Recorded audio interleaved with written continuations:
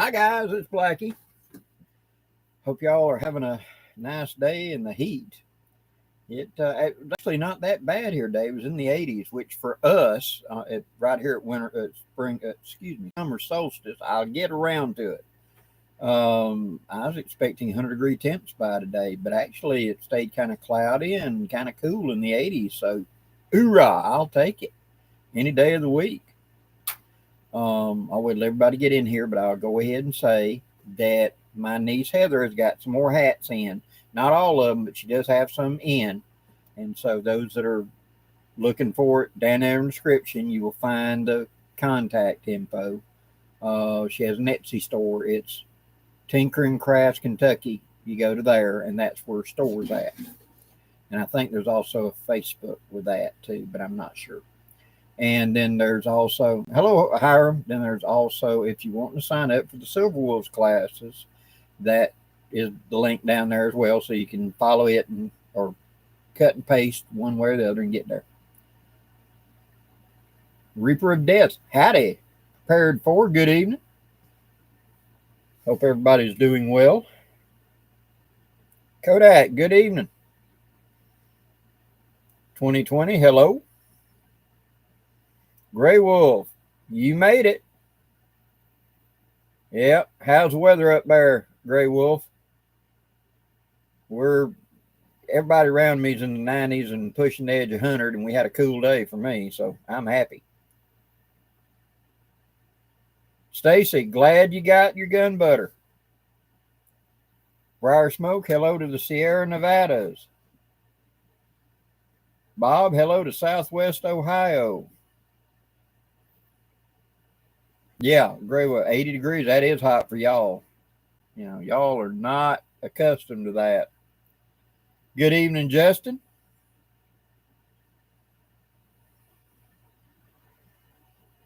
James Singer, good evening in South Carolina. But it's all relative. I mean, I live in a place where 8 months out of the year, we worry about getting too hot. And then people like up in Alaska, you spend 8 months out of the year trying to stay warm. So it's quite a flip, you know, whenever you say, oh my God, it's 80 degrees. That is stifling to them. Just like when you say it's 18 degrees here, it's like, Jesus Christ, that's cold, especially our humidity. Because flip the coin, you know.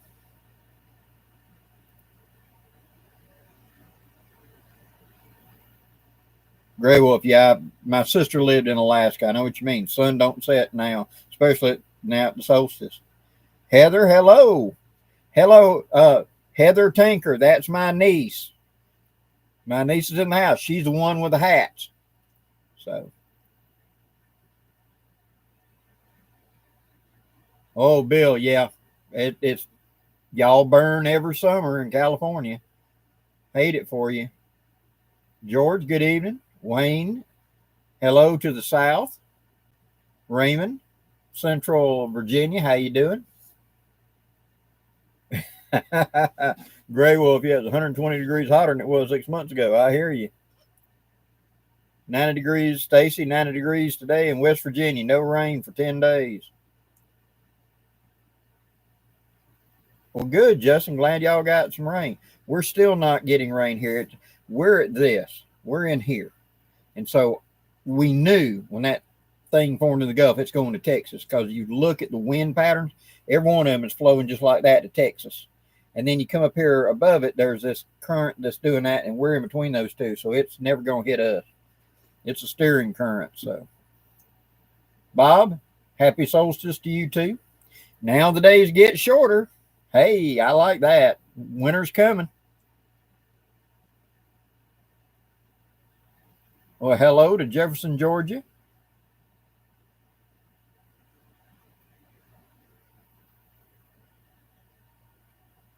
Russell, good. 92 in Northwest Oregon. That's pretty warm for y'all up there as well.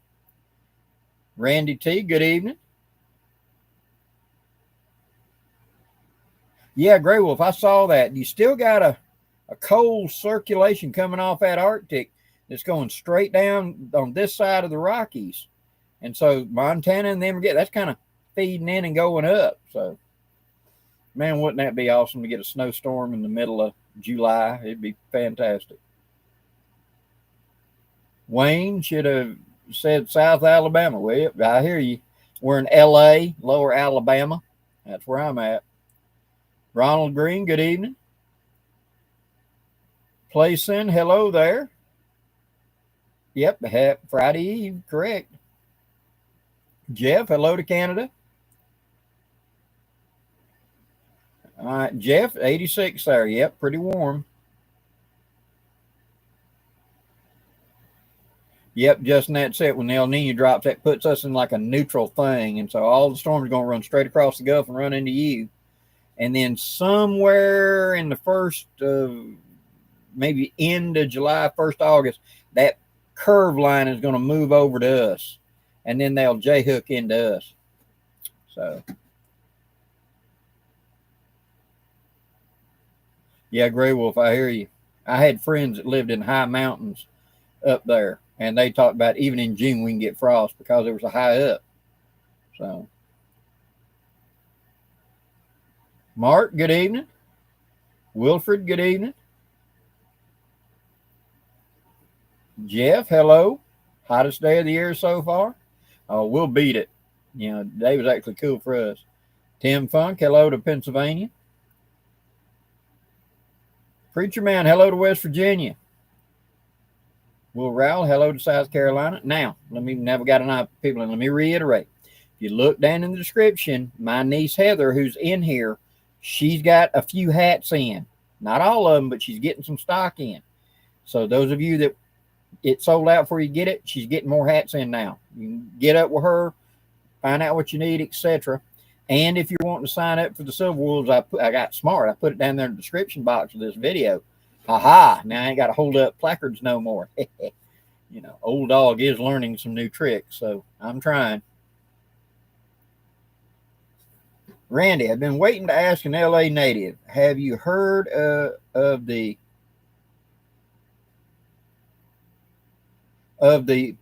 prince who rumored to came to Alabama years before the voyage? Yes, I have heard. There are several possibilities of people coming to America prior to Columbus. Columbus may have just been following the map he already had. He already knew about it. There's some evidence that the Knights Templar had already found the place.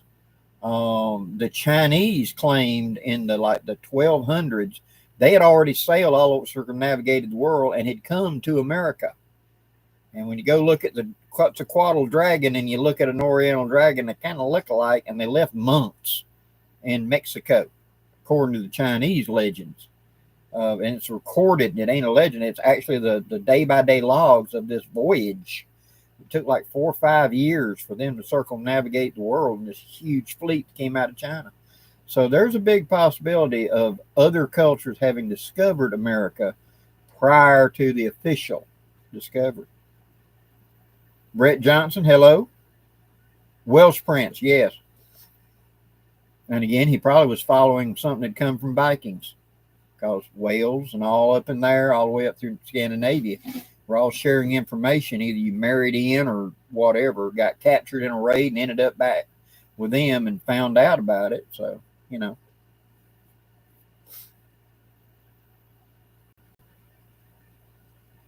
Oh, great. Gadmo, glad that you're signed up. Fantastic. John O'Connor, hello.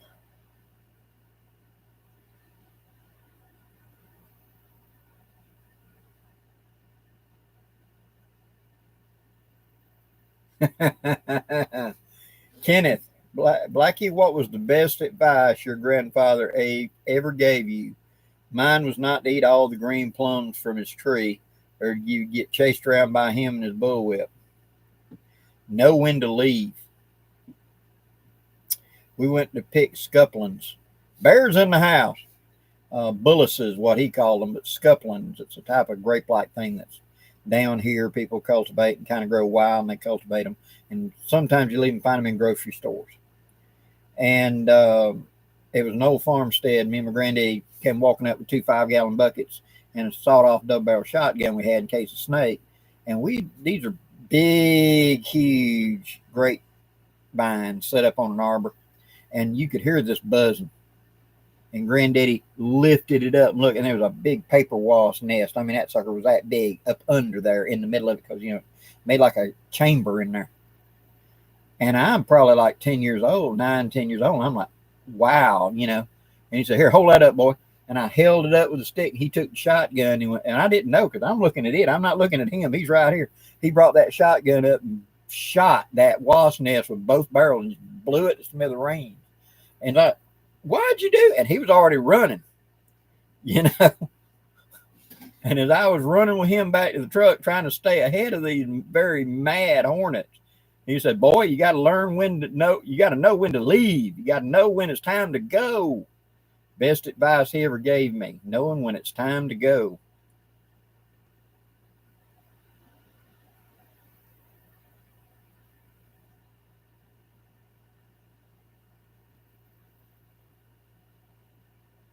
Okay, Gray Wolf, you've got a black powder rolling block, hard time finding large rifle primers, trying to find something useful to chamber it in. If it's one of the early true black powder cartridge of the rolling block, contact Dixie Gun Works. Dixie Gun Works had barrels that were called the 50 caliber Cadet and screwed into the early rolling block. That's what I did. I ended up with a rolling block that was in 43 Egyptian, and there was no source of the brass that I could find. But they had those barrels, and you could literally unscrew them and screw in the other barrel, and you just a little bit of touching, line it up, headspace to find. And then you took 348 Winchester brass, cut it to the right length, and used a 50 caliber Lee real bullet rifling engraved at loading in it, and made a 50 caliber round for it. And I hunted deer and played around with that. And it was easy to reload. You could get the brass was in large rifle primer or small rifle primer, and I've even seen it in large pistol primer before. So that is possibly something you could do fairly cheaply. But it'd be easier than converting the barrel, just change barrels. Had sights and everything on it, and I think I bought a barrel from Dixie Gun Works, and it's been quite a few years ago now. But they had a barrel full of them, and it was called 50 caliber Cadet was the caliber, and I think that barrel was $35. So might be something to look into. Shane, good evening. Big E's Knives, good evening.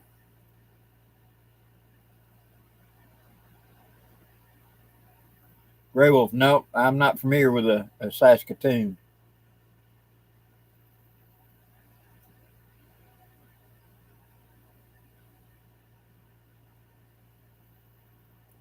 William Reen, sorry to hear that. Got Lyme disease. The good news is they can treat it today. When that first started popping up back in the 90s, it was a real problem. Nobody knew how to treat it. Today, they do know how to treat it. It's not going to be fun, but they can treat it.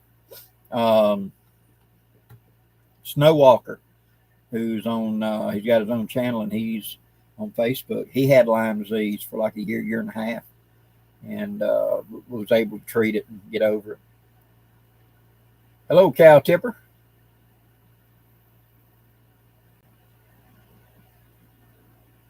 Christopher Evans, good evening. True. Gray Wolf, 3855 would be a good one to do it. And they still make that brass.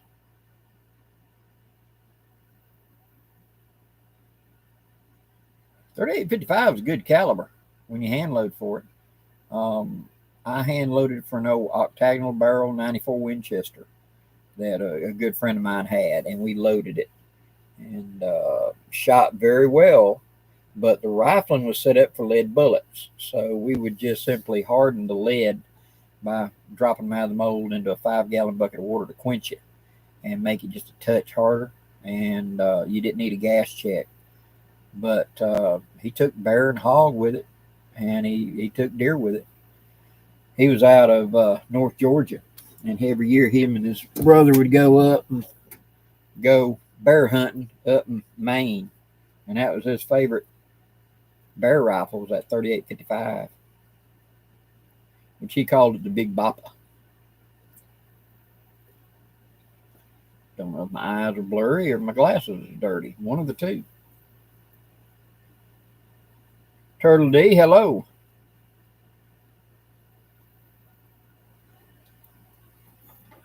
Prepared for. Blackie, would you recommend the more Garberg stainless or high carbon versions? Both are good knives. If you're looking to put it into a bug out bag and leave it, I'd recommend the stainless. If you're looking for a daily use type common, I'd recommend the high carbon version. Either one will be a good knife, but that would be my stipulation.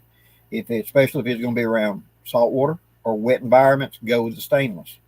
But if it's going to be carried on a belt, I like the high carbon version. Just be personal, you know.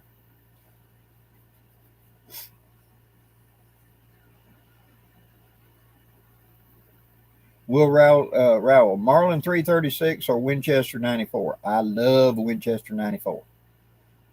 But if we're talking mounting the scope on it, go with the Marlin. The Ruger Marlins that are now being made are nice guns and accurate. I got a friend of mine that has one. He used to be a scout sniper.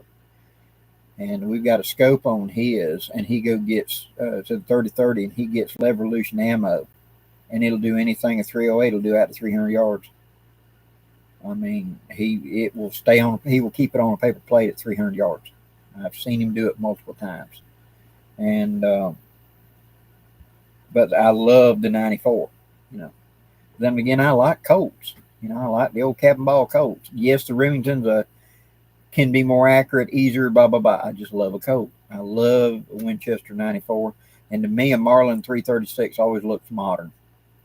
You know, just because where I came from, and every pickup truck seemed to have an old 94 in it, and you didn't hang glass on a lever action when I was a kid. They'd laughed you out of church.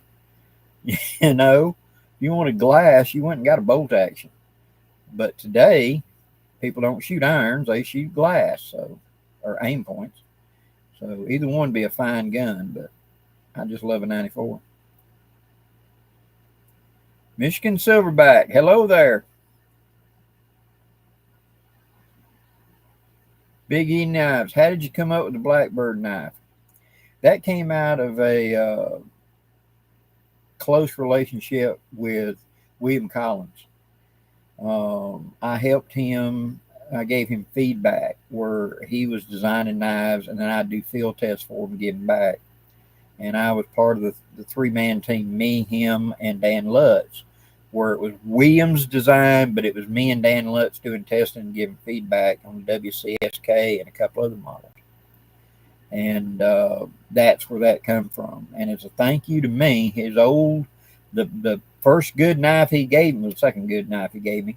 The one you saw in all my videos, that knife, which I call it the prototype knife, it laid the basis for what became the Master Woodsman 1, the Master Woodsman 2, and the Blackbird. All came from that knife.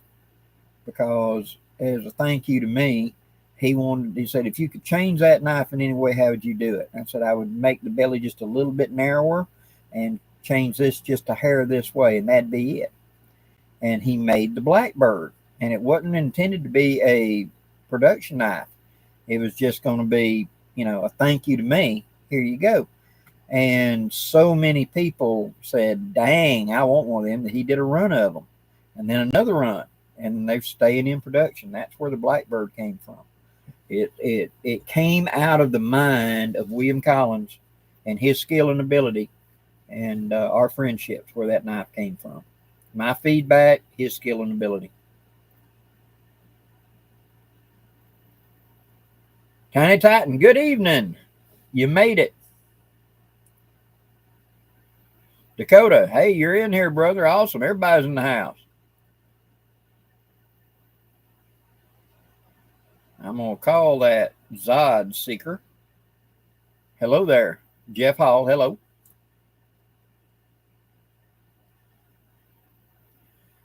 Chris Evans, Blackie, have you ever mixed loads of black powder and smokeless? How dangerous would that be on modern replicas built to accommodate? Very. Let me give you a visual. If you pour diesel fuel on a pile of brush and then you throw a match at it, it will ignite and go to burning. If you pour gasoline on a pile just like it, and it's a hot day and it evaporates, excuse me, it's a cold day and it's not evaporating, you can throw a match and it'll go to burning. On a hot day, you can throw a match of that gas and it'll explode and blow you backwards. That's smokeless when you start mixing it with black powder. It doesn't, and then the grenade goes off. No warning, no nothing, because something chemically decided to do its thing, and you've just been missing it, and then you did. I've known guys that's made duplex like that. Let me get a little bit more velocity. If you want a hotter gun, buy a modern gun. Black powder is at its limit, and there's a reason that's a 150-year-old design. I have even seen people that have gone and put 44 special cylinders in and then try to hot load them to Elmer Keith's 44 Magnum load. Well, Keith talked about the 44 special and a completely different gun. And so it's not really the thing to do. It's too big a risk, because on paper it sounds good. Yeah, just like throwing that match at it on a cold day, it'll just go to burning. But if it's a little warm, does that mixed gunpowder sat in a hot trunk of a car and become unstable? Are you going to keep this ammo locked up in an air-conditioned safe at the house and only take it out on cool days? You never know. And I've had friends of mine blow up guns. I mean, blow.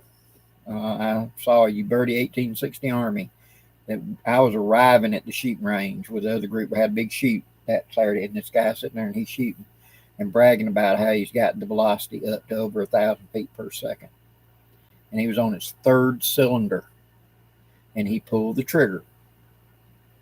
And when it went bang, what he was left holding was the grip, the trigger guards, the front of the trigger guard sitting there. The frame had broke into 3 pieces. He had 2 pieces embedded under the skin up here. His right hand on this side looked like you'd just taken, a 16-penny nail and just jabbed it. It was just horrible all up and down there. And his right wrist was cracked. That was about $3,200 worth of medical on him. Miracle he didn't go blind. I hate to preach, but I've seen this before of people that, just do this, just 2 grains of this, just 3 grains, and then it starts getting good to you. One of them things, like mushrooms, sooner or later. And I just hate to lose friends because of something like that.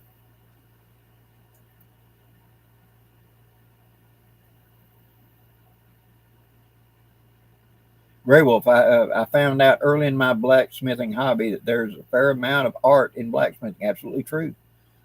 And I myself am an engineer, zero artistic bent. It's one of them things, I can draw anything you want to do. I cannot draw well. I can visualize real well, and I can give you a working diagram, and half the time I'll give you a working pattern that I then have to hand off to somebody with true ability to refine it. But I can conceive of all the working parts in my head and draw a kindergarten-like sketch, as y'all have seen my drawing, and create a working thing that I can then hand off to somebody that has much greater skill than me to see. And I've seen that a lot in blacksmithing. I've got good friends that they can make anything you want. It ain't gonna be pretty. It'll work. It won't be pretty. And then I've got a friend that he was a knife maker, and he went into the ornamental blacksmithing. and was getting paid like $60,000-$70,000 to make door hinges and handles and locks and window locks and switch covers and wall outlet covers for some rich cat out in Telluride, Colorado, his wood cabin. He spent 2 years making all them parts, you know, but he could make stuff artistically identical and look beautiful, you know. So it is, you're right. There's a lot of artistic in there, practicality and artistic.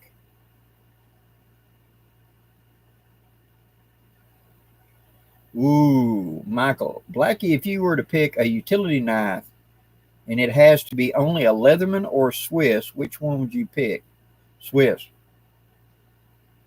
My generation came up with Swiss pocket knives. To me, a Leatherman tool is like a pair of pliers. Now, the generations after me, that was their first pocket knife. And so most of them are going to choose Leathermans and multi-tools. But to me, it's a pair of pliers. It just got extra widgets. But the Swiss Army knife is the thing. So that's just where I come from. Peter, Blackie, in the summertime, I use a wet neck gaiter that I would pull over my head to keep me cool when I sleep. What kind of tip do you have to get a good night's sleep in the summer? Okay. 1, being able to cool off is a big one. 2, earplugs. If you've got bug repellent or bug net, so the bugs are not actually going to be biting you, plugging up your ears or something like that, so you ain't got to listen to that. It'll wake you up. And in fact, one of the videos that's going to be posting you tomorrow or soon, I speak about that carrying, Sunday. I'm doing a class. Go ahead and tell y'all now that it'll be posting the video tomorrow. This Sunday, I'm doing a Silver Wolf class for free on my channel. I'm going to give you an in-depth of one of the classes I gave a couple of years ago to a group of Silver Wolves, and it was about the summer loadout, how to plan your gear, how to pack your gear for going out in the field event, how to work through the process. So that'll be this Sunday, and that's when I talk about earplugs. But earplugs make a big difference. Changing into dry clothes, take off your wet, sweaty ones, get you some wet ones or whatever, clean up, dry off, put fresh, clean clothes on to lay down. You'll feel a lot better. You'll sleep a lot better and a lot less problems. And if you're going to be in a hammock and you've got a bug net on you, get one of them small little personal fans like they got at Walmart, put it at the far end if you got a ridge line and you got the mosquito net on, over it. Put it on the far end right at the foot, blowing toward you. And what that's going to do is that's going to suck air in from the outside of the net and then push it in and pressurize the net. You're laying there, you're giving off 100-degree temp. You're breathing hot, moist air that's right at 100 degrees. And this net is trapping it right here. This is the same thing that happens in the winter when you put that baklava up there and you go to breathe and you feel that hot breath. Same thing. But it's being trapped right here around that hammock, and it's not that cot, and it's not going anywhere, and you feel hot and miserable. But if you'll put that fan on the far side so air is sucked through the net inside, it'll pressurize and you'll feel a whole lot cooler in there. It makes a huge difference. I call it my air conditioner unit. And a lot of people tell me, Blake, I ain't gonna carry one of them. I am. Put it down there at the foot, turn it on, and about an hour or two after you go to bed, you'll wake up and turn it off because you'll be cold. It will cool it in there a lot. It really makes a difference. One little battery-powered fan makes a difference. Rhett, good evening. Gray Wolf, nothing much, brother. You can go back and look it up. Michigan, Swiss. Yes. Multi-tool to me are just kind of bulky. It's a belt item. The wet sniper veil stays cool. Absolutely. I've got one of them cotton sniper veils. And you go back and look at some of my summer videos, you'll see it around my neck. And my shirt will be sopping wet because you're going to be sopping wet with heat anyway. Being able to wet that thing down and put it around my neck. And if you start to overheat, put it over your head and getting any kind of breeze. If you don't have a breeze fan, and as that air moves through those little holes, it produces a swamp cooler effect, and it's shocking how cool the air is on the inside. I mean, really, honest to God, guys. Now you're breathing cool air. I mean, shockingly cool air. So I'll sit there and do that if I ain't got a breeze coming.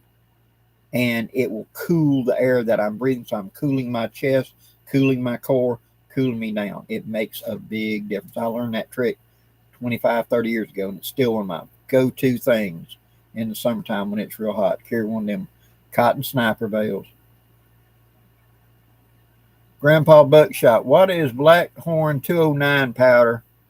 Gave me some but didn't know anything about it. I believe, don't quote me, but I believe that is a smokeless powder. I believe there was something called Blackhorn at one time that was a black powder substitute and was really meant for inline guns. But I cannot quote beyond that. But I seem to recall it's a smokeless powder or some like Power Deck, stuff like that. But I would look it up. Never just blind try it.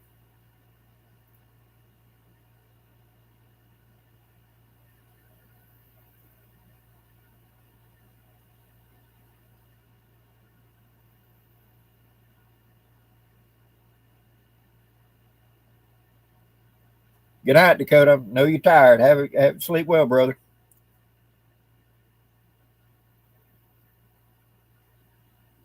Yeah, Chris Evans. To me, the Leatherman is a great tool to have around a vehicle, a four-wheeler, a bike, on a boat if you got a motor. Great thing to have with you. But I don't have many Phillips screwdrivers in the woods, you know. And so even though they got two blades and everything, like I said, a lot of guys swear by them. That was the pocket knife that they started out with. And I understand. I started out with a Barlow. And so to me, the Swiss Army knife is always going to be the toolkit. And although I do own some really nice Leathermans and Gerbers, they normally ride in a toolbox, to be honest. Washburn Billy, good evening. North Carolina Piedmont, good evening.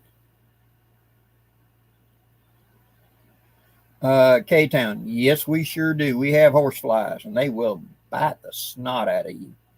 I had one in one of my videos the other day, lit me up because I started trying to wear shorts to be cooler, trying to be able to keep staying going out, because the doctor don't want me to get too hot. I thought, hey, I'll wear shorts. Maybe that'll help cool me off.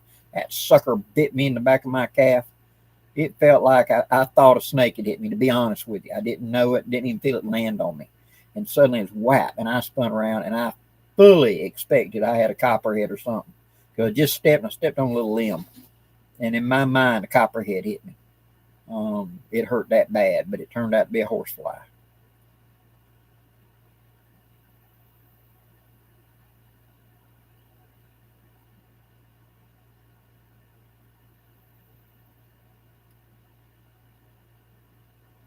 Thurman cells work great. I haven't tried one of them. I've tried them in the big things around, but not on me. Good night, Bear. Say hello to the missus. Chris, hello to Windsor, Oregon, I'm assuming.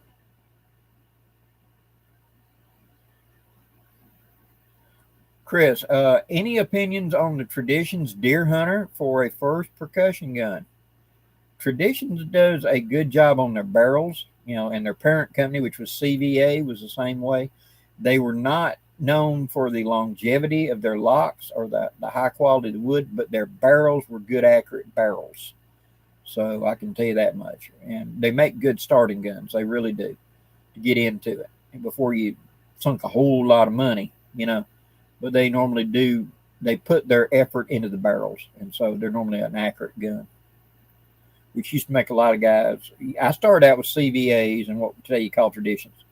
And there were a lot of guys on the line that would get mad because they had a high dollar hawking, and I was out shooting them with a cheap CVA Kentucky rifle. They could be a very accurate gun.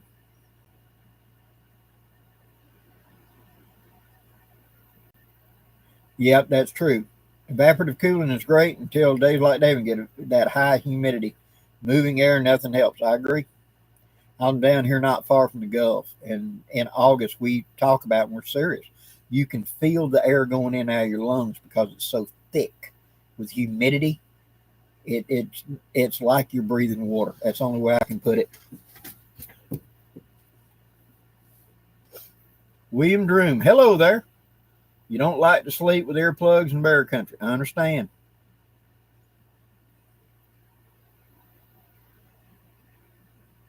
That's the reason you put bells around the edge, or you get one that, like I demonstrated being sneaky, you take one of them fishing yo-yos and put a bell on it and run you a line, so when something breaks that bell will ring right there at your ear, and you know to pop your earplugs out. But usually anything bigger than a bug coming up, you'll still wake up. You'll hear something, you know. Ontario, okay.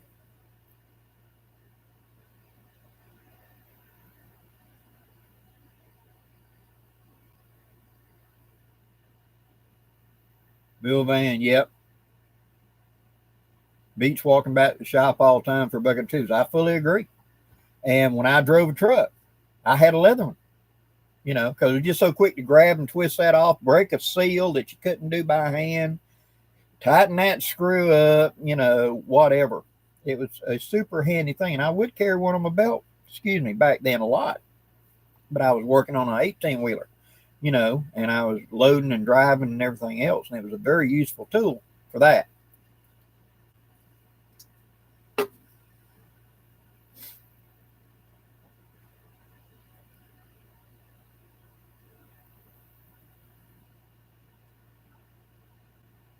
Oh, yeah, K-Town, the heat and all flies, yeah. They know it's time to breed, you know, get that blood if it's a horse fly or whatever. Dead Prepper, when will we have a final update on the new haversacks? 1st of July. I've already got the prototype you've seen from Jay, and that's what I'm field testing right now. My niece, Trinity, is making the Kadura nylon version of it, because there's the Blackbird in wax and Blackbird in Kadura, and she's going to make a Red Hawk in Kadura as well as the wax one for those that want such things. So that's supposed to be coming in the next week or so, and I'll be testing it. But 1st of July, we're waiting to hear back from 2 other suppliers to try to get my price down a little bit so that it's a reasonable price to ask for it. I don't have to tell y'all everything went through the roof. Shipping and everything else. And what would be a decent price here ends up being ridiculous by the time you get it to ship point, you know. And I'm trying my best. We're waiting on 2 more suppliers to give us a quote that they can supply what we need. And if that goes good, I'll be able to do the price. So I will do it. Like I said, 1st of July, I will do it. But if you want to do this, go down, look in the description box, and where I told you to go sign up for Silver Wolves, that downndirtywoods with an S at gmail.com.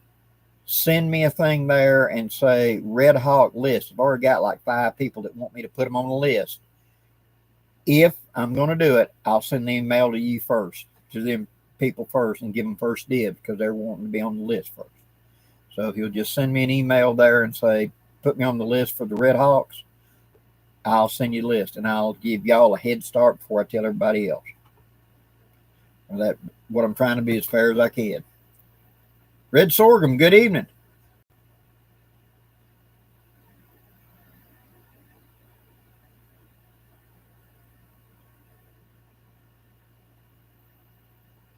Yep, yeah. I'm close to the Gulf and a bit west of you. We live in we're in the semi-tropical jungle down here. Alabama is called the Amazon of North America. I mean, you look at a map of all the rivers and waters and swamps. So, yeah, they've just given, I forget how many 1,000 acres they've just seeded north of Mobile, and that big swamp and delta now is going to be turned into something. There's like a $15 million purchase to turn it into some wildlife rec area. All it is swamp, you know, woods and swamp. That's all it is up there. So.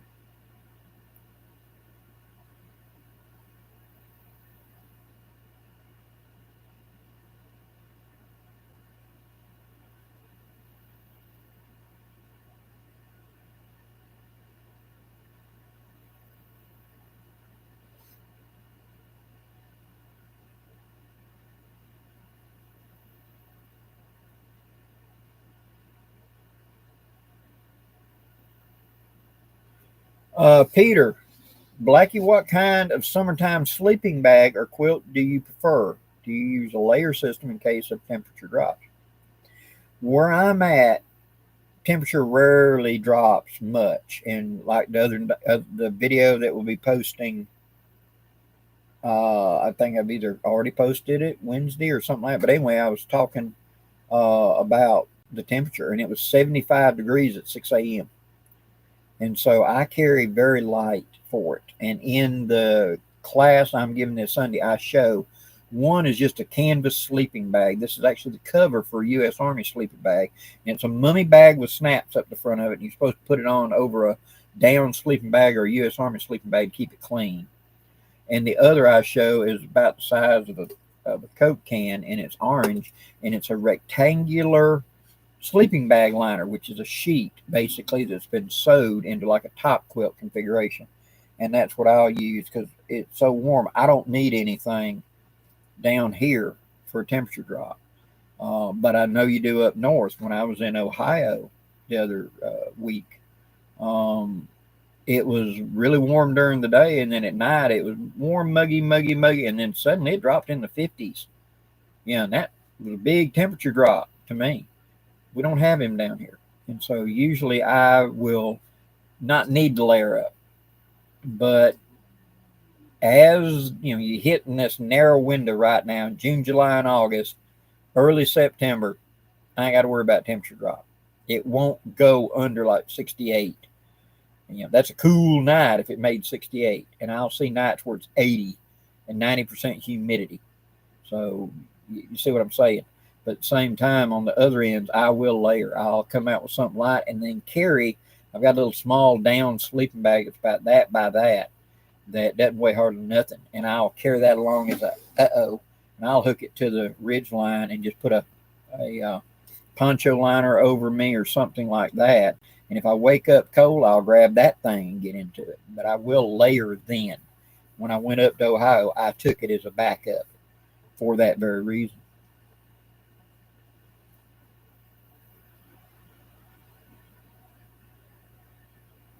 Terry LaRue, Blackie, between classes, is there time to play some cornhole or cards or something?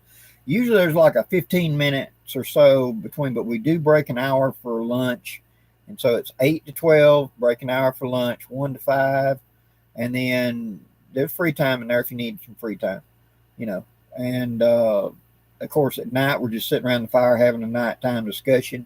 You can participate or whatever. We'll have lights set up.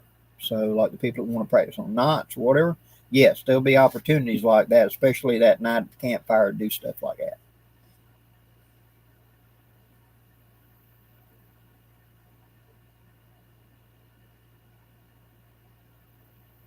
Dead Prepper, we need an upload of Blackie spending a week in the woods and swamp.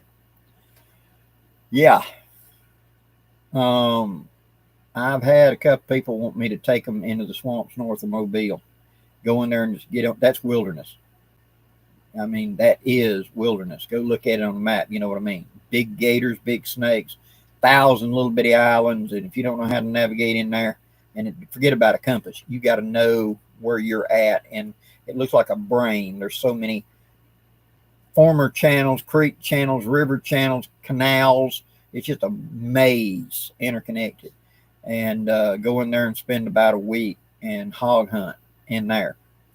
I don't know. I think I'm getting a little old for that, a little long in the tooth. We'll see.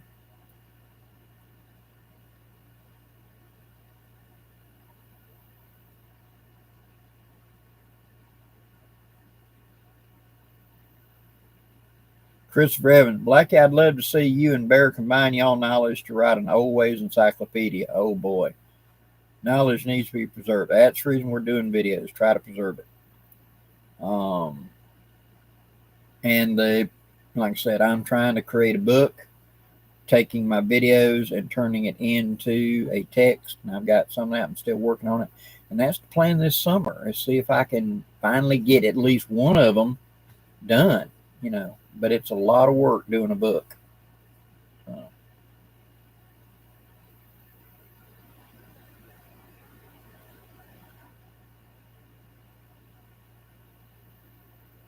Never tried it. Oh yeah, in a cookbook. I'm still gonna tomahawk bear for that.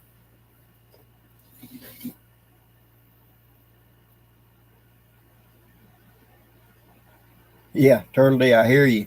Well, if you're not used to it, you know, and then suddenly that heat comes up like that, Mr. Camp, too hot to eat nothing but BLTs and Hoozerland. Down here, we eat banana sandwiches and tomato sandwiches. In fact, tonight, my wife we got some small tomatoes out of the garden. And a friend of ours gave us a big old huge tomato that big, and that's what she wants for lunch tomorrow is tomato sandwiches. We'll take bread, mayonnaise, lettuce. It's a BLT without the bacon. It's a vegetarian, but we call them tomato sandwiches, and they're cool, see? So you're hot and you're eating something cool, and it helps cool you down, not eating hot food.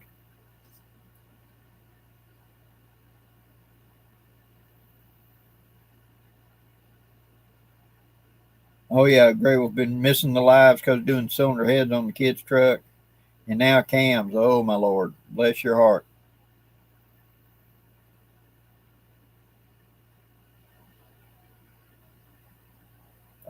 Grumpy Bushcraft. How late can I sign up? Won't know till September. You can sign up in September.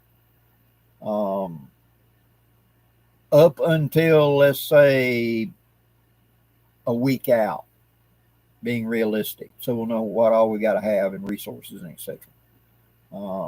Yeah, just contact us and sign up.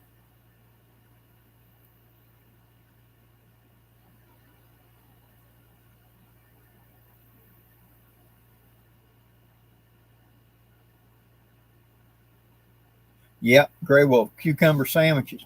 We'd make cucumber salad where we'd slice it really thin and then use apple cider vinegar or something on it.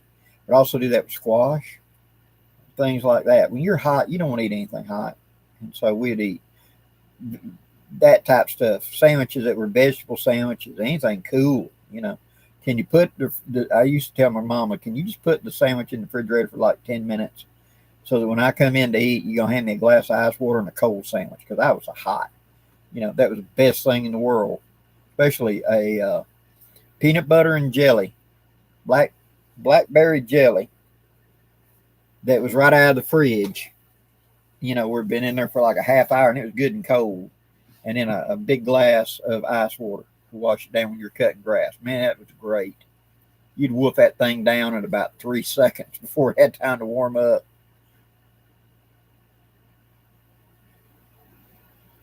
Yeah, Jasper, I hear you. Well, it's got to be so hot. Time of the year. I'd be concerned if it was February, but I kind of expect it June, July, and August. Oh yeah, backwoods rambler, bananas mashed up with mayonnaise and a little bit of sugar on it. Yeah.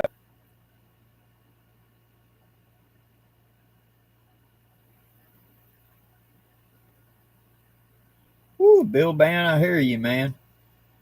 Them biting flies are just gah. Grumpy bushcraft, awesome. Red sorghum, yes. You would think that it would not, but it all it is a BLT without bacon. That's all it is.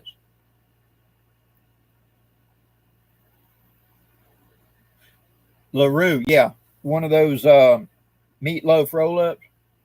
My wife used to do this thing. She'd go get the long, thin sliced um, sweet pickles, and she'd put a strip, the pickle down. She'd put thin sandwich ham on top of it. She'd put a little bit of something on it, like sour cream, whatever, and roll it up, and then stick a toothpick in it, and make like sushi tray of that. And it was various things on a pickle. And it was a cold pickle, and everything was cold cuts. Everything was cold, and sit there and eat it. That was a really good. She hadn't done them in years. I need to bug her to get her off her butt and make me some more of them. Prepared for it. Go look in the description of this, and it says to go to downndirtywoodscraft at gmail.com. That's my email. Just email me there and say I'm interested in the Silverwolves class, and I'll send you the information on it. And if you're looking for the hats, like I said, my niece Heather that's her. That's the TinkeringCraftsKY-ETSY on Etsy. That's her. She sold out of the first run of hats. She's got some more coming in now.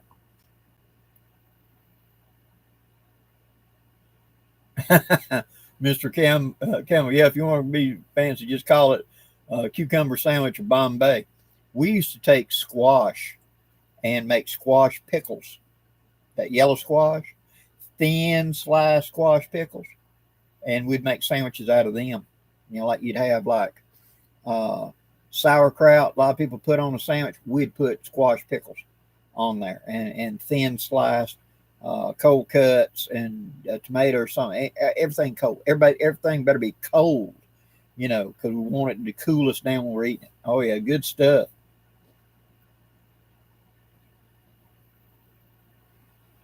Now, last chance knives. You can throw some bacon on there if you want to. Go right ahead. Ain't gonna hurt my feelings.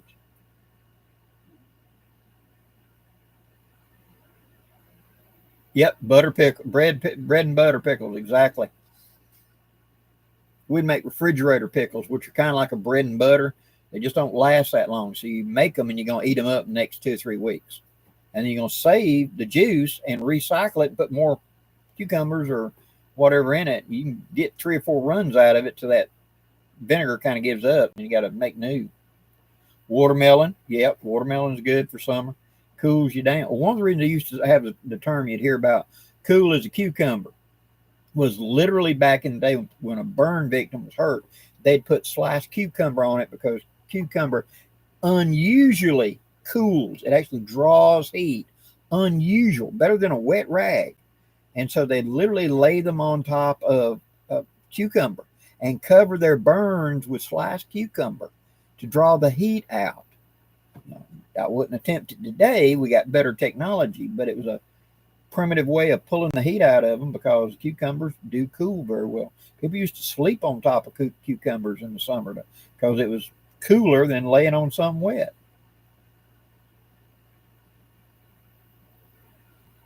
William Droom, yep. Yeah, that lanyard like I use, you got to have the right length to fit you. And in fact, I've got a couple right here that I made up to take to Ohio, throw on the table to trade up there.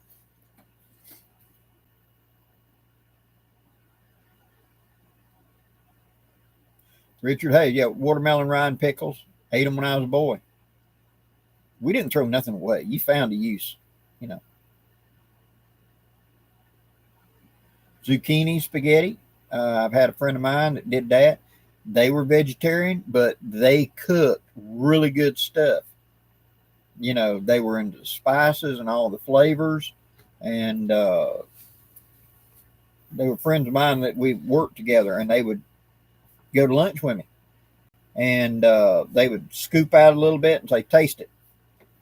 And I'd go, okay. And I'd scoop and hand them a thing of barbecue, taste it. They'd try it, you know, and said, it isn't a religion. It's just I prefer not to. But that is good barbecue. And then I'd try theirs. And I was shocked at how good their zucchini squashes and their zucchini spaghettis and everything. They were really good at it.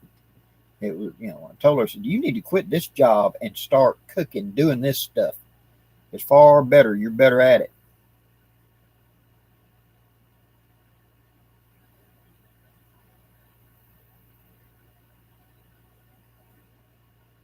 Yep, I've done that. Put thin sliced potatoes on eyes after welding that damaged them. As a child, I looked at a dang welder one time. Yeah, and they had to do that to me because my eyes hurt for days after that.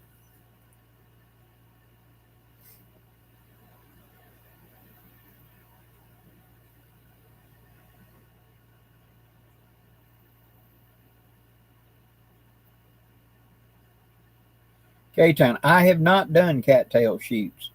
I've eaten cattail before, but I haven't, you know, pickled them or anything like that. Pickled red onions. There's another good thing to throw in there.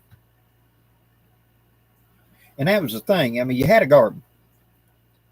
And when you started kind of getting sick of the squash and sick of the onion and etc., because it was everywhere, that's when you started doing the pickling and the canning, the freezing, putting it up.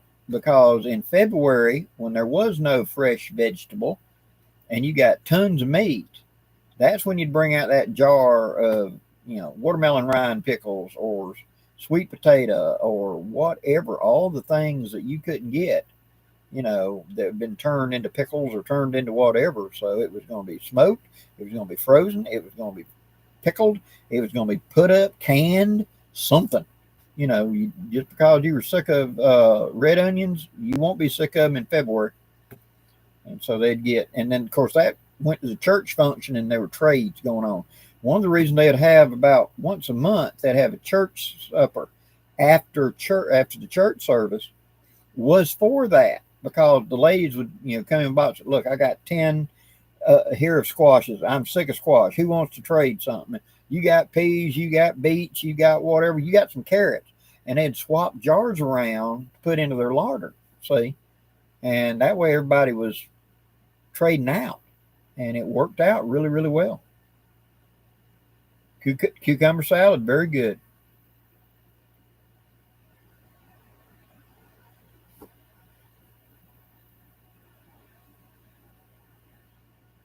Oh, yes. Peaches, canned peaches, pickled peaches. What was that?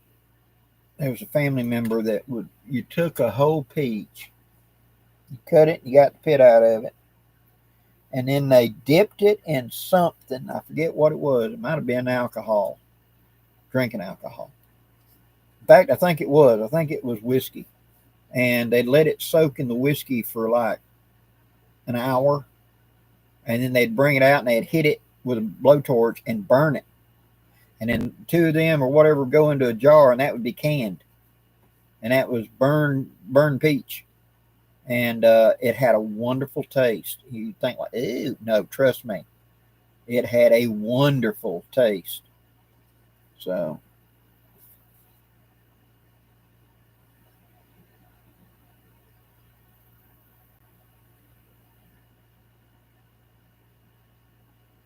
Stacy, I sure will. I'll tell Miss Lee I should see her tomorrow. I'll tell her that you enjoyed the extra soap. That's her thing. Whenever you order one of my gun butters, she's going to send you a bar of soap along with it to try out. And a lot of the wives have bugged the husbands to order more of that soap because they like the soap. She does really good soap. And for those of you out there that may like leather, wearing leather, whatever, the smell of leather, she makes a bar soap that smells exactly like fresh leather. I mean, it is. And all the biker groups down here buy that from her, so they smell like leather. You know, the wives want to smell like leather because the guys think that's cool. So, don't like what your wife's wearing, get her a bar of leather smelling soap. You'll like the smell of it, and she'll probably like it too. Just don't tell her what it is.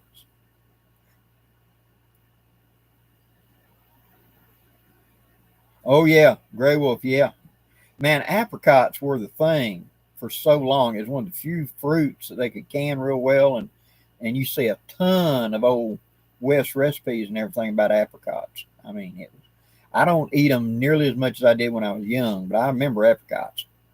There was apricot jelly, apricot this or that. I've even seen them stuffed into a chicken before, and do it as a glaze.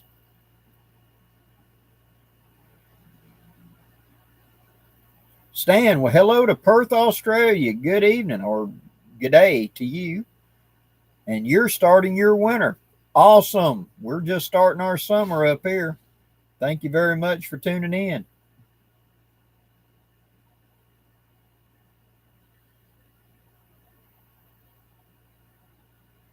Garrett, hello to Samson.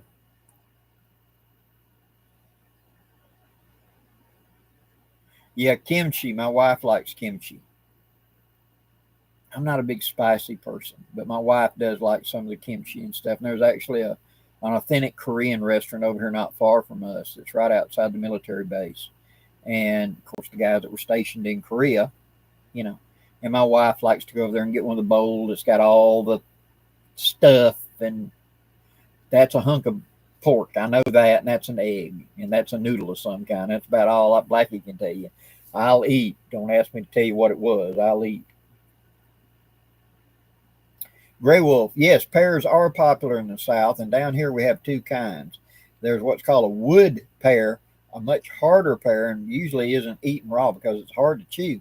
They make very good canned pears, pickling pears, stuff like that, and ground up and made into a slurry as a sweetener into other things. And then there's an eaten pear that's a softer pear. It's normally just eaten straight.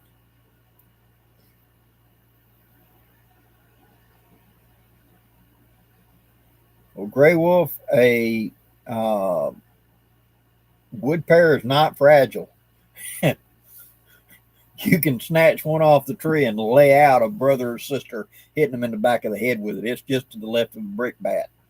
That's the reason we call them wood pears. It's like a hunk of wood, you know. And get somebody to ship you some wood pears.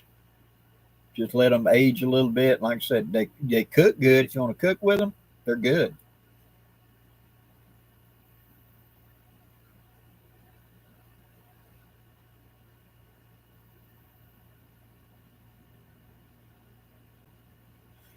K-Town, that sounds interesting. A Caesar and Clamato mix. Interesting.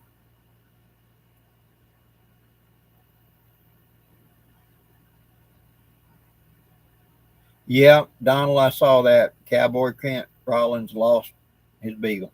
And I feel sorry for that. I really do. I know what kind of bond you get with your fur babies, and especially ones that's been there with you a long time. It just rips your soul in half when you got to lose one. I can really relate to that. We lost my Nugget after 17 years, year and a half, 2 years ago now. And I've had a dog-sized hole in my soul ever since.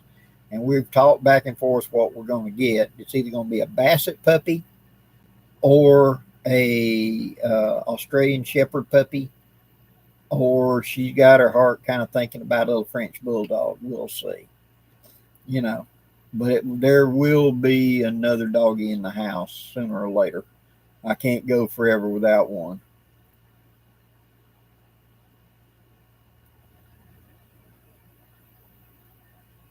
Oh yeah, splitting knot. Y'all have them berries down there. Use some to keep the skeeters at bay. True. K-Town, we do have Clamato. It's not that common down here to drink it, but you do see it in the grocery stores.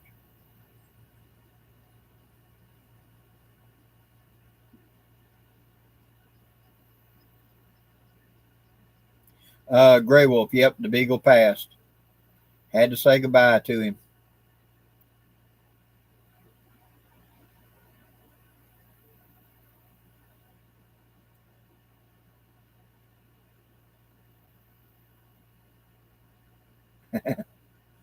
Yeah.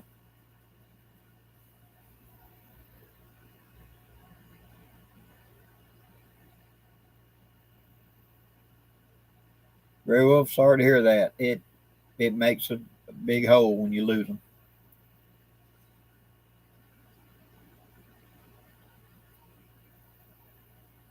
I lost my half wolf, half Newfoundland bear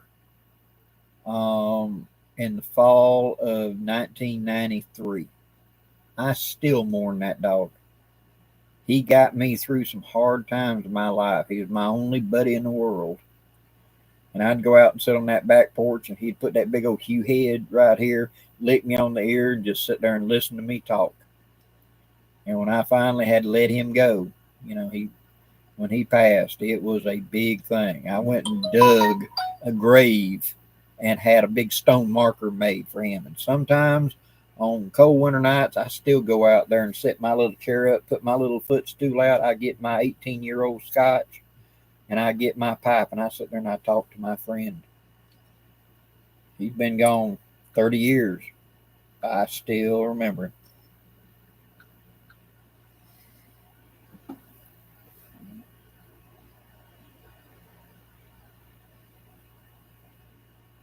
Yeah, Christopher, we had a Australian Shepherd years ago, and they are. Her name was Nellie, and Nellie loved to play fetch. Her and her tennis ball were just about inseparable. And I would get her in the truck, and we called it Nellie Glyphics, where she'd drag her nose all over the window, and it looked like hieroglyphics. And we drive about 5-6 miles down the road. A friend of mine's got a big old cow pasture, about 400 acres of cow pasture. And I'd get out there and throw the tennis ball for her and think she's going to run till she dies, but it didn't matter. She got to get that ball. I'd tire her out and bring her home, and feed her and love her, give her a bath. We went and did the big exercise, and we cooled down. We got to eat, and then we got our bath and cleaned up, dried off. Now it was good because about twice a week we'd go do that. Easiest way to give a dog a bath: the shower. Go ahead and get in the shower and then take the dog in with you. You're going to get dirty as all get out, and you're going to get hair all over you anyway, right? So you go ahead and get in the shower. Wet the doggy down, lather up the dog, make it a playtime thing, hose the doggy off, turn the water off, sit there and drip dry for like 10 minutes, and then have mom or whoever ready outside with a big towel so they've dripped, they've shaked, open it up, let them out, mom starts drying it. Now you take your shower to go ahead and finish cleaning, and then you clean the tub. That's the easiest way to give a dog a bath that I've ever found.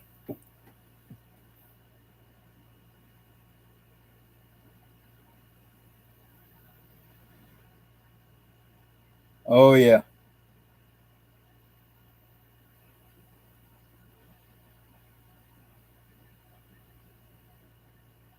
Oh, hunting dogs. I have been very lucky to know quite a few of them. Andy Knight, good evening to South Georgia.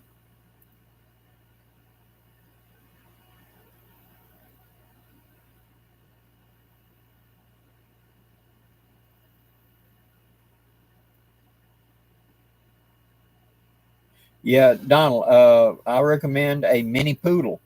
Smart, loyal, loving, and hyperallergenic. Mini poodle Maggie May is awesome. Grouch's wife, Lady Ann, had a little black poodle named Little Bit.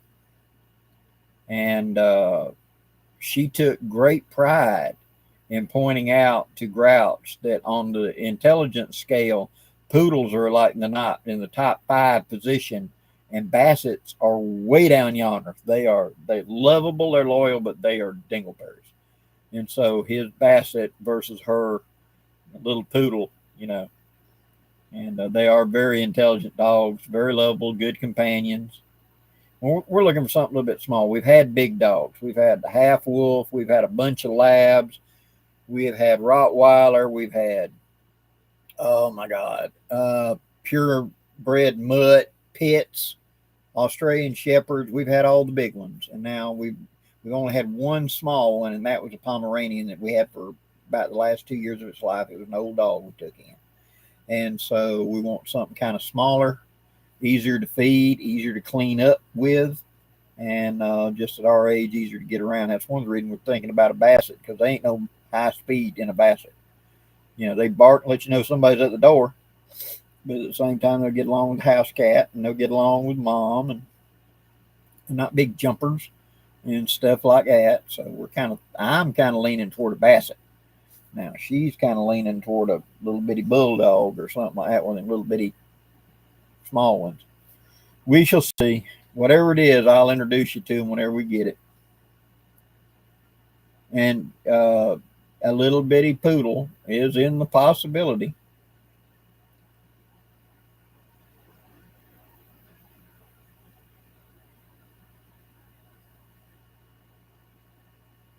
Have you heard that dogs tend to go to the bathroom facing east and west?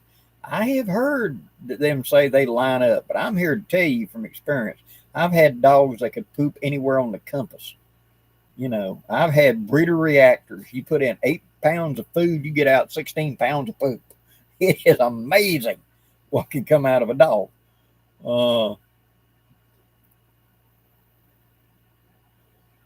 Scott, I enjoyed your bug net video. I'm tempted to buy one. The largest net I have right now is One Wind Solitary Shelter with the rain cape. Those are good.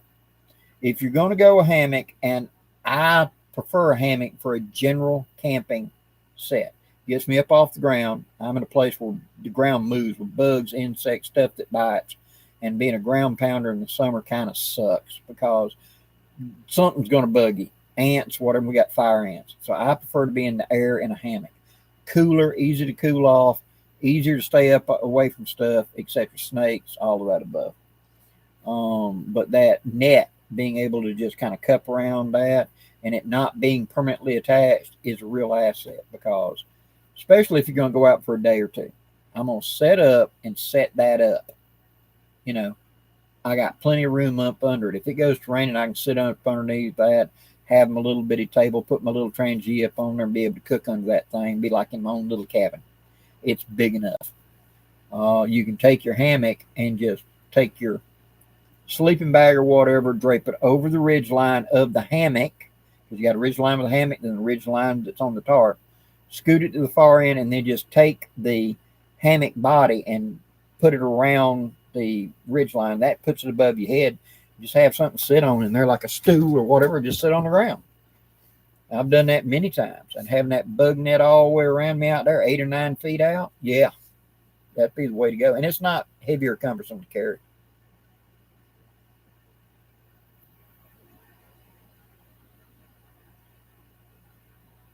Christopher Evans, your dad takes a poodle dove hunt. They're working dogs. Yeah, a poodle was bred to be a working dog, a retriever in water and things like that. And so they, in fact, there was that lady that she competed in the Iditarod with the large poodles, which is a big dog. You know, they're very loyal and thing. I had a friend of mine that he squirrel hunted with one of the small poodles, one of the little bitty small min pin sized poodles. That thing was a squirrel killer, dude.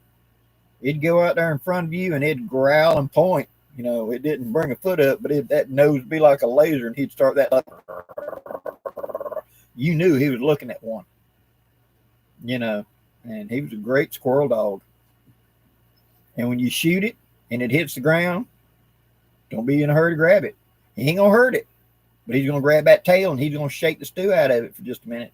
You stick a finger down there, he'll take a hunk out of you too. You know, but oh yeah, he was a great squirrel dog. The name of that dog was Treetop. I remember that when I was a kid. Treetop, because he was always like this, looking at the treetops.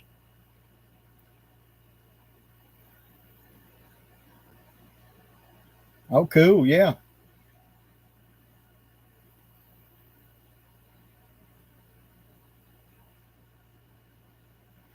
Terry LaRue, I want to go hammock camping down on the coast this fall, but I'm worried about sandflies getting through the skeeter net.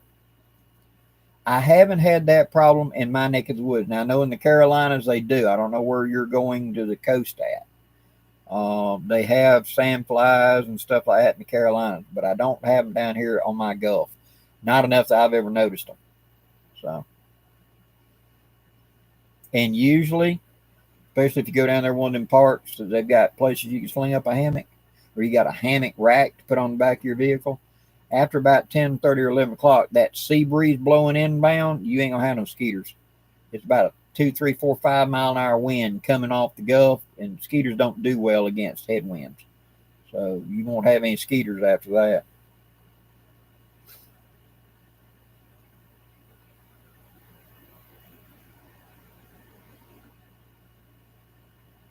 Michigan silverback, I hear you. We used to, you know, I know people, they want you to know what all was crossbred. We always just said American short hair or American long hair. If it's got like 5 different kinds of breeds in it, it's American mutt. It's a pure breed American mutt, short hair, long hair. That's all we ever did, ever we said down here. What's it mixed with? It's American short hair. Oh, got it. Okay.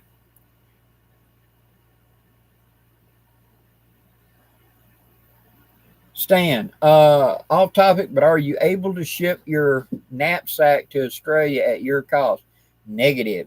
As you know, shipping anything overseas is ridiculous. I have shipped to New Zealand and Australia. I had to cancel an order early part of the year because I had one going to New Zealand, and the New Zealanders had added this ridiculous taxes to it, that it was an $85 haversack, and usually for me to ship it was like $28 or $30 usually. Okay, when they got done adding up, it was $150 in shipping. No, I contacted the guy and I told him, I said, I wouldn't buy this at this price. Forget it. You know, you're paying double the price of the bag just for shipping. And so I just refunded his money. That I have shipped to Australia before, but it is England's far more expensive. But with modern shipping we've got going in the last year or so and everything, it ain't cheap to ship it.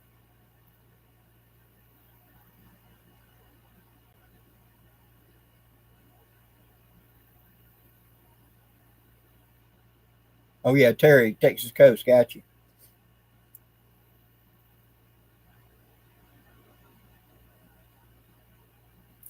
Um, Stan, if you will send me to that thing down there, the downndirtywoodscraft at gmail.com, give me your address and tell me, like, you want a rucksack, haversack, whatever. I'll go to the post office and put one up on the scale and get an actual price, what it would cost to ship to you, and email you back and tell you how much it's going to cost to ship. And that way you can decide if you even want to get on the list or not. You know, it's just, I hate that when you pay waiting for the day and then they arrive to me and I go to ship it, and then we find out that shipping is just smoking the cheap stuff. I mean, ridiculous. I've shipped to some places before. I wondered, this thing carried by a camel or something? Because it's just, you know, the prices are just unbelievable.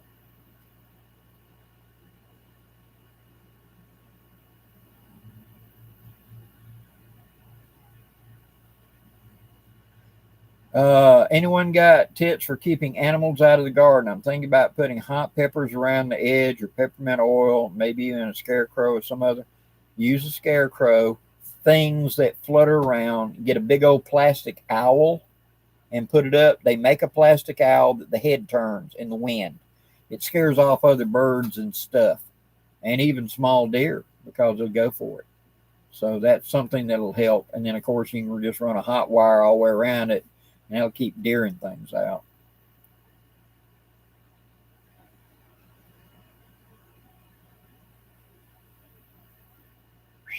Yeah,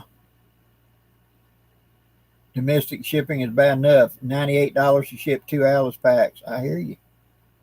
That's one of the things that I'm having bringing out the Red Hawk is the shipping. I mean, let's be just brutally honest here, guys. $85 for a blackbird is a lot of money for me. You know, I know. You know, I'm not trying to hype it up here. I know, really. You know, but being able to have it created, you know, because that ain't cheap. The shipping from them to me, then me shipping it to you. So there's two sets of shipping I got to get money out of. There ain't much money in it. And then now the new Red Hawk with additional work and stuff like that. We're waiting on those two to make it realistic. Because the first price that I worked out, no, way too much. And so we're trying to juggle things around to see how we can keep the quality exactly where we want it and get the price where we're doing. And we're even talking about big bulk orders of zippers, you know, and things like that, trying to get the price down, you know, to where it's halfway even speakable. Because I'm not, if I get up and tell you guys, look, we ain't doing it, it's just too expensive. You know, I'll keep the design. But like I said, anybody that wants to get on that list, go down there to that downndirtywoodscraft at gmail.com, send me an email and say, put me on the Red Hawk list, and I'll give you first dibs. When I get a price first month, I will contact that list first. I think there's like 8 or 9 on that list right now, and tell them what it's going to be, and you can say yes or no right there. And then I will go public And if we're not going to go, I will tell you what the price has got to be for me to be able to ship it and really not make nothing. I'm going to break even and make the decision then. Okay. But that's fair as I can be.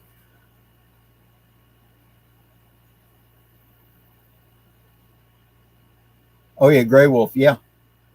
Shipping up there is ridiculous. Stan, glad to do it. Like I said, just go down there, give me your address, and tell me what you want, and I'll do my best to get you a price in the next few days. Okay.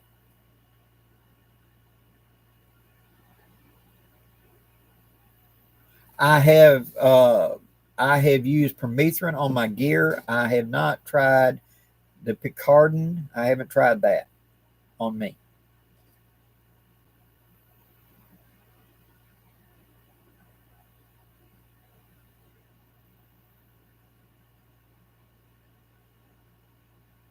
Marigolds. Michigan Silverback says plant marigolds around. That's an idea. A lot of the poor people down here, they would plant briars and things. The big old gotcha vines had them big old thorns on them and cultivate them into like a hedge of these thick vines to keep small game. Of course, a rabbit's going to go right through it, you know, but anything a little bit bigger would have a difficulty going through it. So,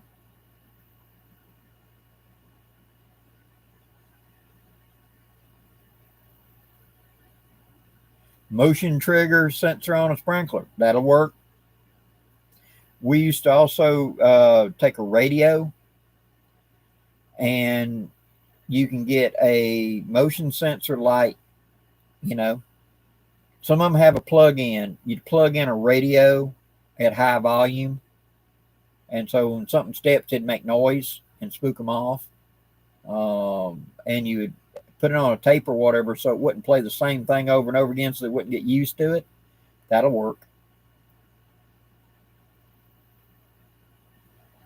I got you.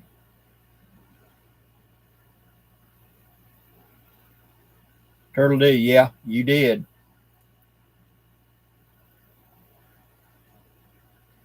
Ken Aldridge, Blackie, what site can I look at your haversack and other items? I sell them through my email. I don't have a website or nothing like, because they always want money. I didn't want to drive up the price of my gear because somebody else got to have a cut. You know, if you'll go look in my playlist where it says Blackbird products, Blackbird, etc., it will be, should show most, if not all, of my gear as I developed it, and etc. in there. And I've said it before, guys. I apologize. Life just keeps getting in the way. I can't get caught up. I'm going to do a master video here pretty soon, definitely in the next 2 or 3 weeks. And that master video will show every piece of the Blackbird stuff, every bit of it. And so I'll probably start with a whole big pack set up for the Winterhawk, and then take apart and show you each individual component and how it was scaled down, etc. The knives as made by William Collins. The sheath is made by my buddy Randy at stitchgear.com. You know, the hat, you know, that my niece has, the t-shirts, whatever. I'm going to do a master video so that I can refer people back, like Kent just asked, you know, where can I go see, and me be able to do it and have it in chapters where you can just scan along and go, okay, well, that's what I want to see. I want to see the haversack, or I want to see the rucksack or the knife. And that way, all my gear, and it'll be just a reference video that I'll put on there to make life easier for this.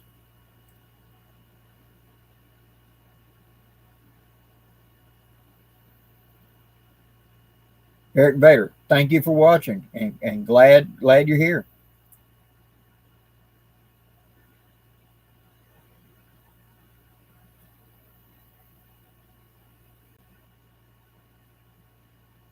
Tim Pierce, I saw the Honorable Outfitters interview you did, pesticide in the canteen. How did you survive?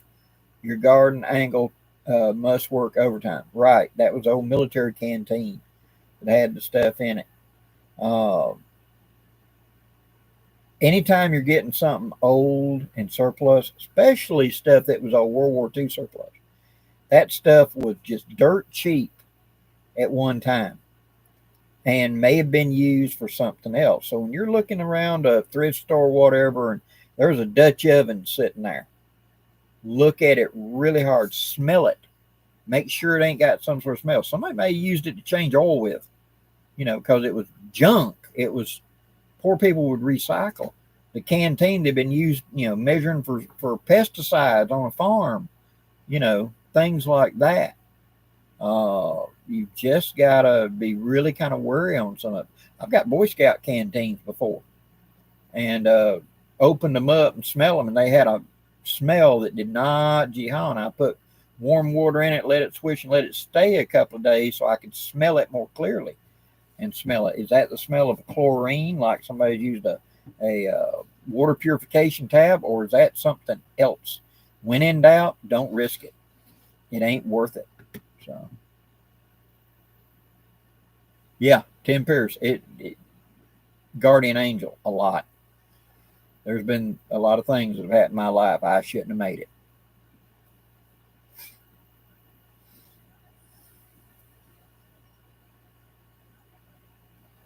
Randy Robbins, when are the Sparrowhawks shipping out? The next run will be coming in a couple of weeks now.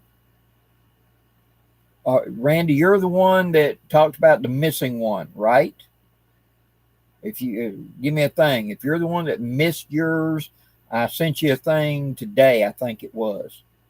Maybe it was last night, telling you I got one and I'll ship it to you. But holler at me.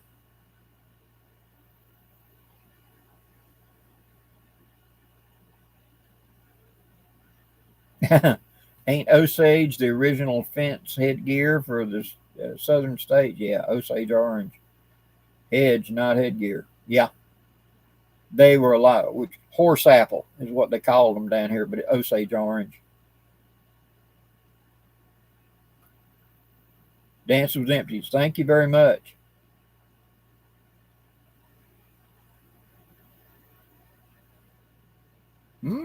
Peter Slab. Jerry Baker for gardening. 1 cup tobacco juice, 1 cup of mouthwash, 1 cup of dishwashing soap, and 20-gallon hose spray. Nothing will touch it. Okay.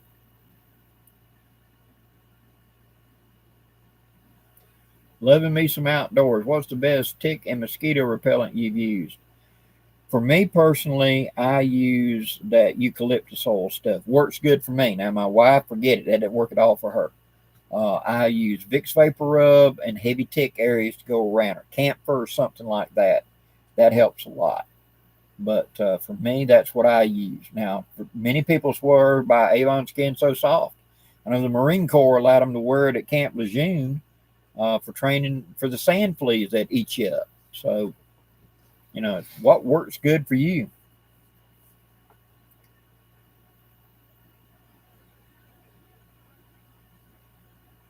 Terry LaRue, you lost a World War II heavy gauge mess kit. Yeah. Those things were used. Man, I remember them being used on job site to carry nuts, bolts, screws in. That handle would be put up there in a vice grip to clamp it to something, and you breaking down a car, and that's what you'd use for a parts bin. Those old World War II mess kits, canteen cups. I mean, all of that World War II stuff and later stuff, Korea, Vietnam. A lot of those guys came home with it, did not want to play with it anymore. It got gave to the kids as toys or used for whatever. I've seen a ton of canteen cups turned into planters, where they drilled holes in the bottom of it and turned into a little bitty desktop planter or something. So all kinds of stuff. Yeah, Chris Evans, seen Soviet canteens full of cosmoline. Yep, they'd heat it up, sweat it out, and use gasoline to clean it out. You don't have a long lifespan in the Soviet military. Yeah, Terry D, one of the things I'll do is I'll take BBs, wash the BBs to get the oil off of them, and then put them inside of the canteen, put a little bit of hot water and salt in there, and sit there and spiral it and let it clean the canteen, and then dump that out, rinse hot water through it, and clean it out that way. And then I'll seal it up and give it a day or two, see if it's going to have a smell. you know.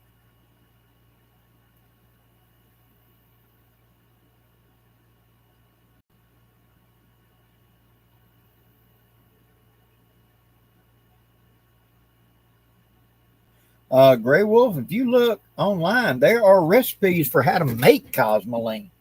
I think the World War II U.S. military how to make cosmoline is available. So I seem to recall a couple of years ago, a friend of mine that does reenactment was him and his buddies were going to be making cosmoline for something, you know.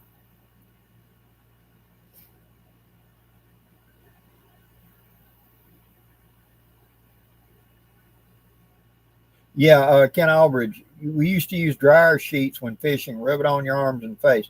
NAFTA is what it is. And also get rid of bed bugs. A lot of people don't know that. You take the bed and get you one of them plastic sheets, and what you do is you put down like a whole box of dryer sheets, put that plastic sheet over it, put one or two more, 8 or 9 more, and then put the fitted sheet over the top of that, and it'll smother out bed bugs.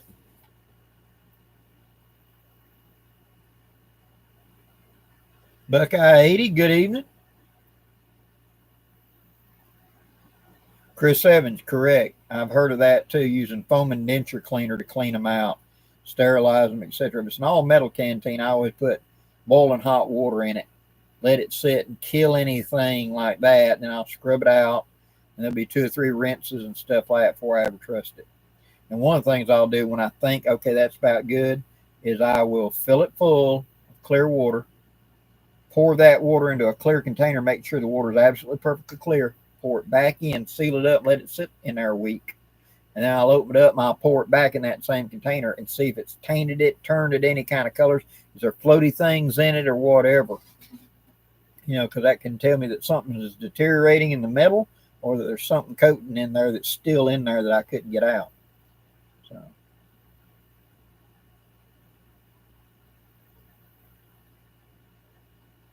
Stan, be safe.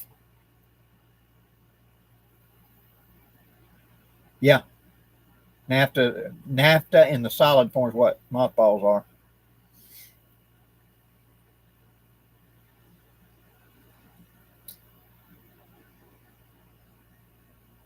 Turtle D, dangerous, but you can soak it in gasoline and dissolve it. Brake cleaner does a really good job. It'll melt it. That's what I used to do back in the Clinton era. Whenever we could pick up SKSs in the wrap for $65 a piece, and they were just like a dunked ice cream cone. They dunked the whole SKSs. They were solid full, and you would take and pry and take a putty knife and get as much off of all the places you could get. And then when you're done with that, we'd put spray brake cleaner on it, and that would melt it, but it's going to evaporate like that. So you'd wet it and then immediately grab shop towel and go to rubbing. Wet it, grab another shop towel, and just constantly throwing shop towels away. And we'd melt and get 90% of that cosmoline off in about 30 minutes and get it back where I was able to clean it and actually use it.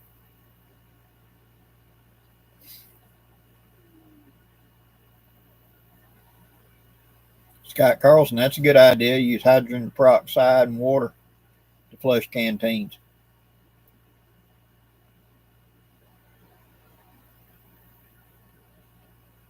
Hey, Ken Aldridge, that's a good idea. Cosmoline, take one of the toilet bowl wax rings, melt it, and add motor oil to it. That's a pretty good idea. Should be fairly close to what the original was.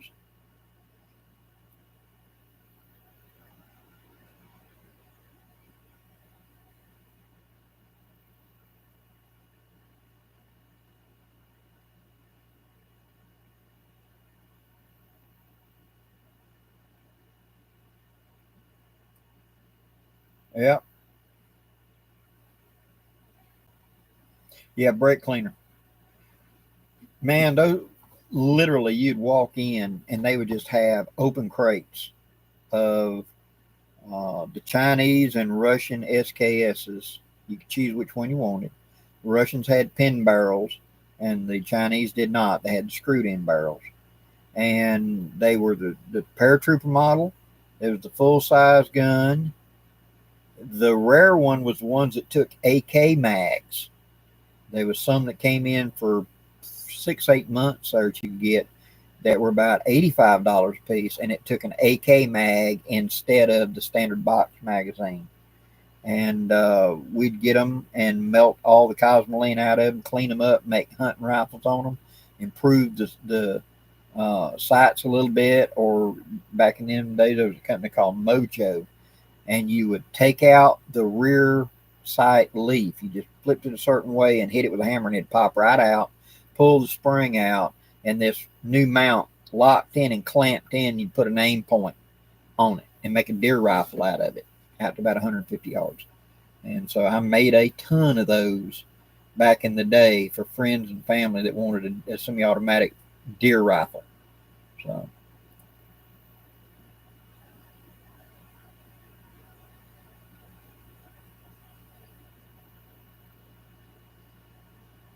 oh, I bet, one of the Canadian gun sites talks about a guy that stripped one down and put it in a dishwasher. The outcome was hilarious. I bet. Texas Sheepdog, howdy. Yep, Todd Gibson. Hello, brother. Brought a few of those SKS back in the 90s. $60 per rifle. Yep. We had, I remember riding around and seeing a fish fryer one time, which is a burner that you hook to a propane. Then you got this great big old stock pot. Today they use them to deep fry turkeys and stuff. But I can remember picking up one of the handles had come off of, and the guy was throwing it away. Bought a whole new thing, and I picked it up from him for cheap, like $10 or something. And I would bring boiling water in that and stick the SKS in it to kind of melt some of that stuff off. Because it was all over the stock. You'd sit it in that boiling water about 30 seconds, pull it out, and wipe it with an old towel that you didn't care nothing about anymore. And it would melt it, and you'd get it off there. So you get off the wood, get off the stock, and you'd brake cleaner and all the nooks and crannies. We'd take 8 or 10 guns at a time and clean them up and get them ready to turn them into deer rifles for people.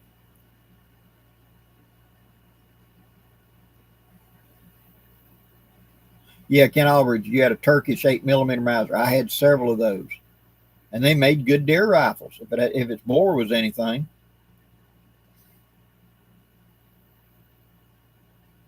Oh, I hear you. Yeah.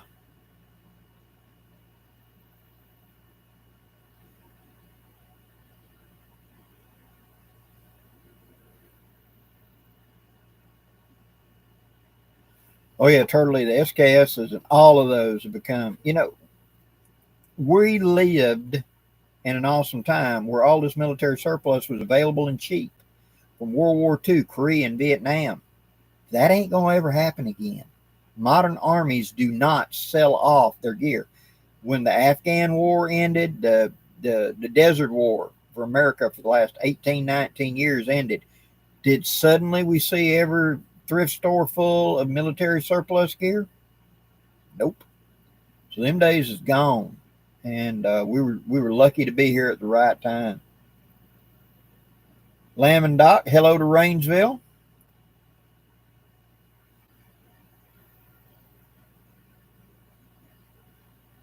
Eric Vader, Blackie, what's your take on the Grail water filter, its functions and reliability? I love mine, and I use mine for a couple of reasons. One, I live in a place where we got a mercury problem in the water. In fact, the Alabama Conservation issued a thing this year telling you not to eat fish. You can eat no more than one fish that you caught in our waters per month because mercury is so high. North of us in Tennessee area, when they were making the atomic bomb and they were running all them huge factories and everything, they dumped all this stuff into what they thought was a dead end. It didn't. It flowed into our water source and is now leaching out into our water. And so I use my Grail water filter to be able to filter raw water down here and filter out even heavy metals. Yes, it does viruses. It also gets metals out. It's one of the reasons I like the Grail. Two, we have red clay down here, which will plug the filter. So my first filter only lasted like 2.5 months, and it plugged up. So filter your water, pre-filter your water. I just use a bag that I made out of really tight weave cotton. Soak the bag in the natural water, pull it up, let it run, soak it a second time, then pull it up so it's holding water, let it run for just a second, and then kind of tip it so it goes to one point and fill up your cup to the fill line. Then do your press. The second filter I had ran over a year of me using it fairly regular. And finally, just before my gathering, it had finally got to where I'd go to push on it. It would take it a minute and a half to compress. And I knew it was time to change that filter. And I put my second filter onto it. And I always store mine wet, which means it's full of water. When I get done with using it in the field, I'll come home. I will take it all the way apart, rinse everything, clean it out real good. And then I will do like 2 runs of tap water, filtering it through, and then I will fill it full, press it all the way to the top, fill it all the way to the tippy top, there's no air in it, and seal it up and put it up. And it's probably only going to be there like a week or less before I use it again. But I have had no problem with that. My filter doesn't dry out, and so I've been very happy with mine.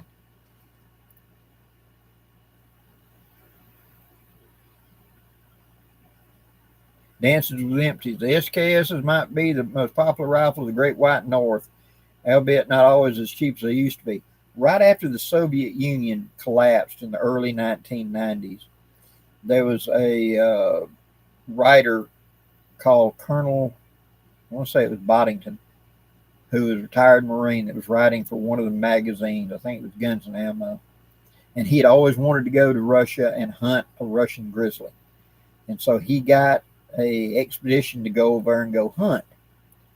And the guide asked him what the gun was he was using, and he said a 30-06 Remington 700 or whatever.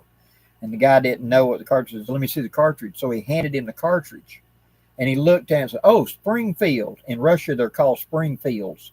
"Oh, good caliber, good caliber." And so he felt okay until he saw what the guy was carrying for his gun. Now, this guy's going to be backing him up on like a 1,000-pound grizzly. He's toting an SKS. And he was thinking like, dude, if we get in a bad way, that gun ain't going to stop. Yeah, it would. 1 won't do it. I bet you 10 will. That guy had been former military, and he knew how. He was former Spetsnaz. He could stack them in there like cornwood out of that SKS. So, yeah. Later in the article, he talked about that he was watching him head shoot some sort of bird, like a prairie chicken or whatever, Arctic, whatever. It's kind of like a grouse.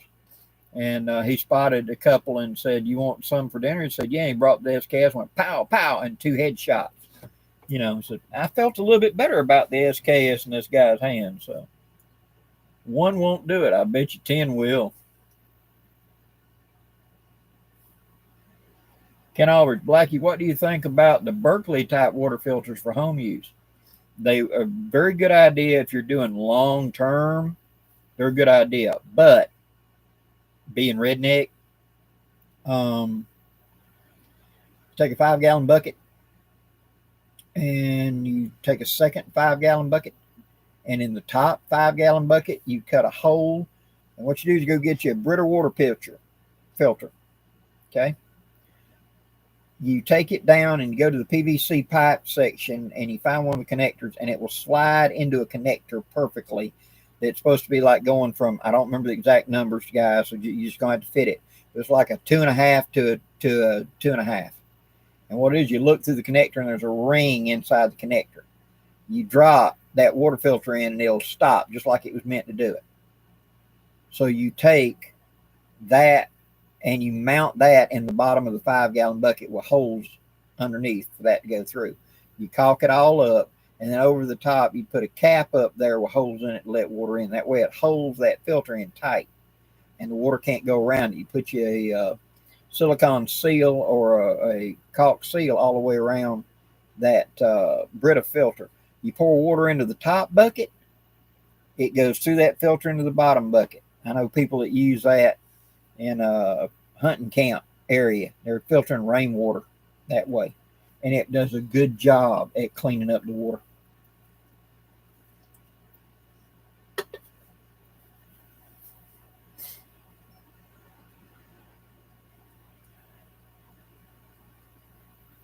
Blackie, do you recall when wild turkey caught fire and all the booze ran into the river and killed all the fish? I do recall something about that. All right, now wait a minute.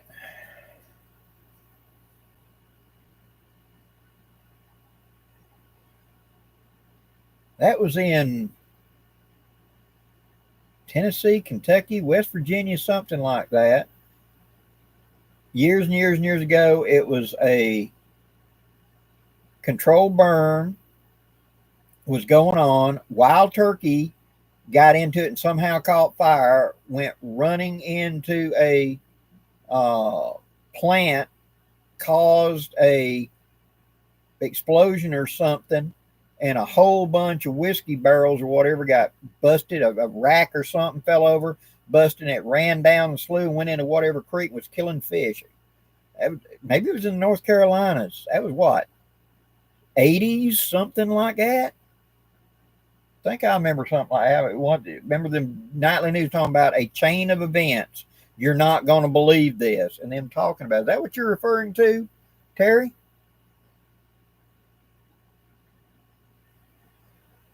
Sir Malcolm, good evening. Buckeye 80, good evening. Craig Boddington, that's it. Yes, thanks, Jeff. Craig Boddington, that's the one. He went after the bear in Russia, and the guide had an SKS backing him up.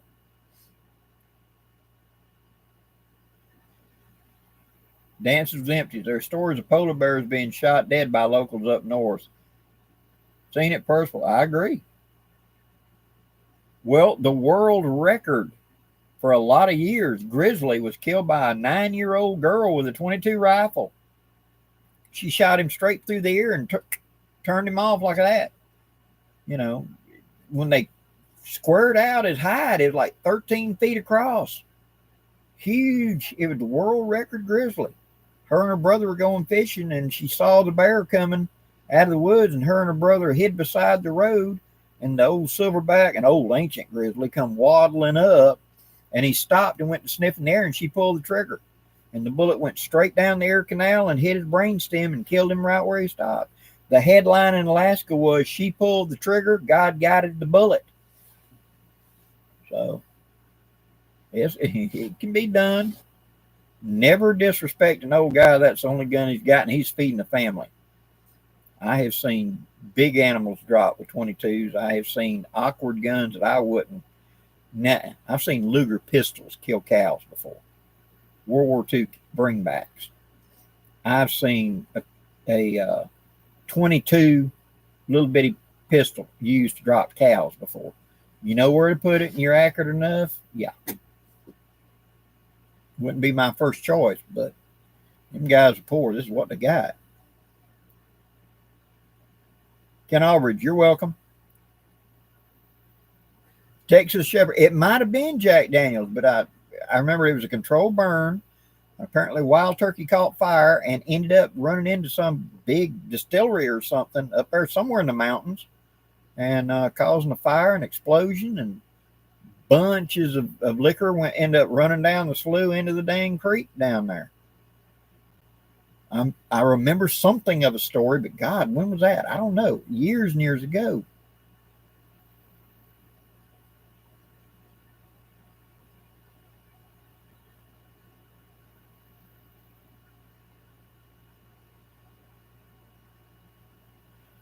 Buckeye 80, 8mm Remington, underrated. Here in America, it is. The 30-06 and the 308 kind of, and of course, the 300 Winchester Magnum. The 8mm anything, which is 335, is our American equivalent, 335. Because I think 318 or whatever is the 8mm. And super popular in Europe, not so much over here, because a big part of it would, we got all the World War I and World War II surplus rifles sent over here at dirt cheap, and it was military ammo that was usually not the greatest quality, and so they got a reputation of not being accurate, not being reliable, not being whatever, because they were old surplus rifles. And America kind of just soured on the 8mm. Same thing with 6mm because of the Carcanos and the Jap. It was just hard to make a cartridge in America and call it an 8 or call it a 6 and get sales. That's the reason they say 243. They ain't never going to say it's a 6mm because it is, but because of just a mindset of it.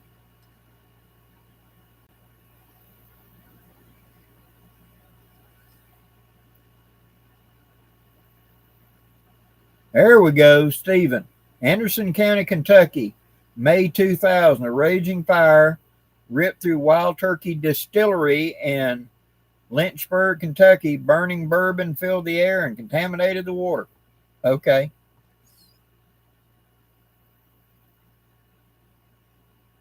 We had a local plant that built fiberglass camper tops that go on the back of a pickup truck. Like my redneck camper, but they're fiberglass. Over here in Daleville. And of course the fumes in that place, they would intentionally hire people that had been fired for jobs for marijuana use because these people are already used to working high, and the fumes were so bad off that stuff. God knows none of them are ever going to live long because the fumes were, OSHA would never live in that place. But you could drive by on the road, 200 yards away and smell it. It was that strong. And it was just a big tin barn sitting out on the side of the road and field out under some trees. And somebody walked way out there. They had a line parted. You were not allowed to smoke anywhere closer than that line.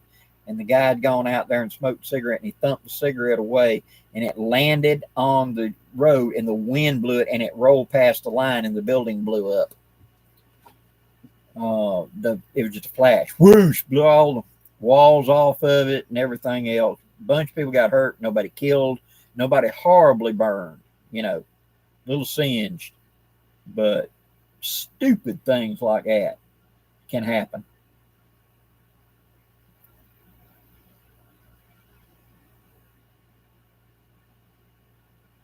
Randy Robbins, you did good.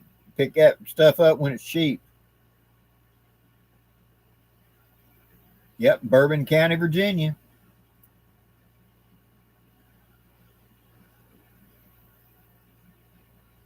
Yeah, 257 Roberts.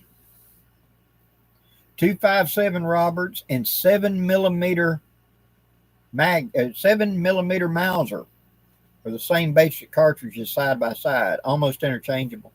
257 Roberts and it.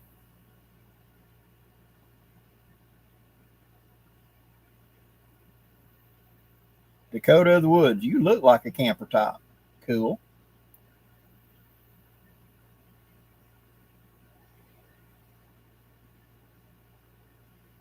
Welcome back, Dakota. 6.5 to 5.5 Swiss. Good cartridge. And then, of course, 6.5 Creedmoor. Very accurate. All the 275 Roberts and the 7mm Magnum took everything on the planet back around the early 1900s, about the turn of 1900. It was the new hot caliber at that time. And you had European hunters going to Africa and shooting Cape buffalo, rhino, zebra, elephant, hippo with a 7mm and dropping them. Of course, a lot of times they use the full metal jacket 7mm bullet to try to penetrate the skull on something so big, but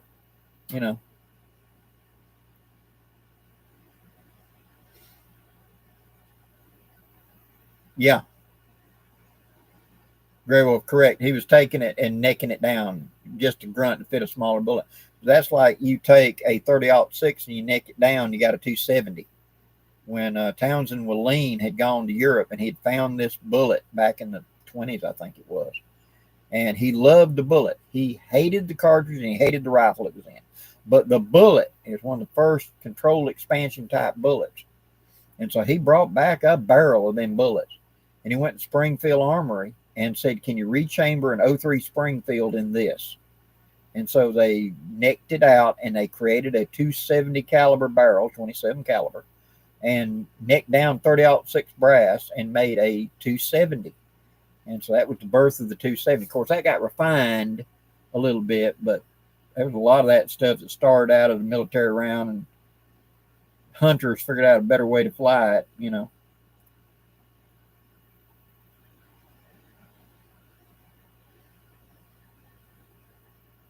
Buckeye 80. 2 Jim Beam warehouses in Kentucky spill nearly 45,000 barrels of bourbon into the Kentucky River. I don't believe it. Boy, do you know there was a lot of tears shed on that day.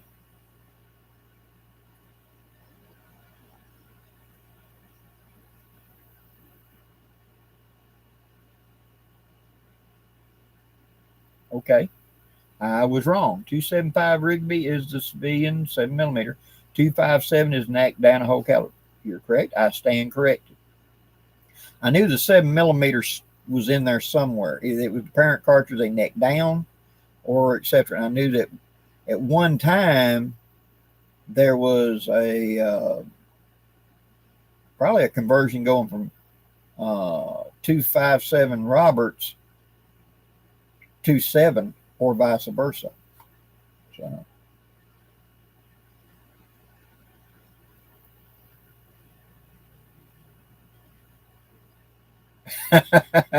Dances was empty. Yep. 35 will lean for the win. Yep.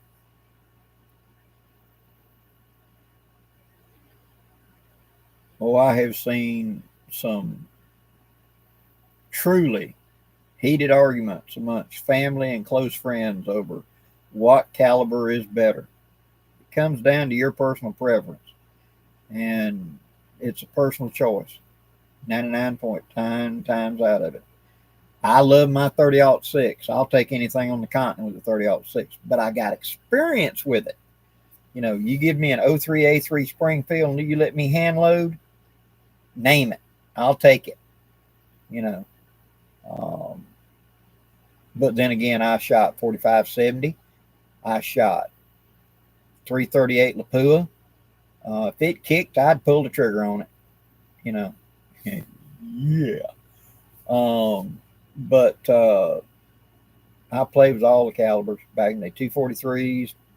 Our deer down here are small, and a 243 is a good caliber down here because that our deer are small. It's close range, thick woods. You're probably going to have like a 25, 30-yard shot if you're in timber, and a 100-yard shot unless you're intentionally sitting in the field trying to look way over yonder and see it, you know.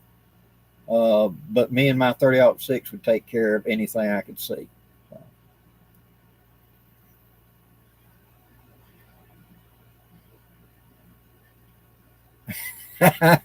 Sir Malcolm, the 177 Rider. Ooh-yah! I got mine right over there. I can put one of mine in my video. That's a great little stress reliever. I've got little tents, and I've grabbed mine. I got me a little range where it's just hanging bottles, you know, Gatorade bottles and stuff hanging on a line out yonder. And I've sat there and planked, you know, because I ain't got time to go anywhere else. Just a way to plank. Yeah. They spend money on them things too. I mean, think a rider, a Red Rider, but trust me, they can spend some money on them.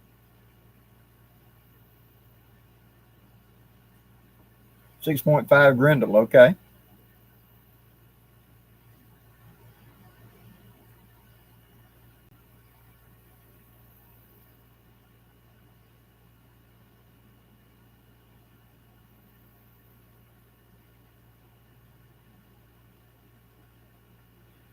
Lucky, have you ever heard of 357 Harriet? A friend of mine came back home with a Thompson contender. Yes, I remember Harriet and Harriet stocks and stuff like that.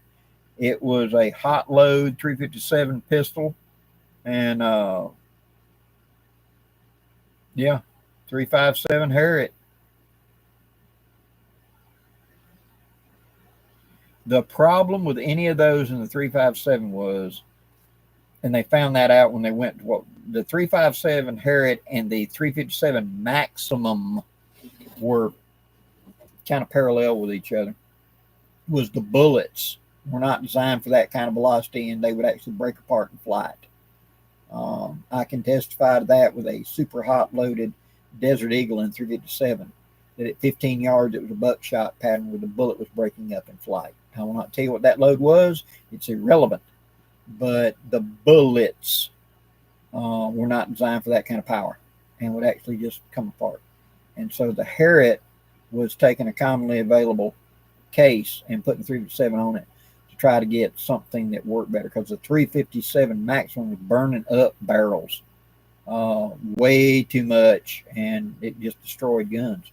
In fact, if you bought a Smith & Wesson, they told you it had less than 1,000 rounds you could fire out of that barrel before they would not, guarantee it. Ruger would guarantee only 500 rounds. Dan Wesson sent 2 barrels with it and said that changed barrels after 300 rounds. It was set up to be a target. The Harriet was designed to be a hunting, trying to do big game hunting with 357. So.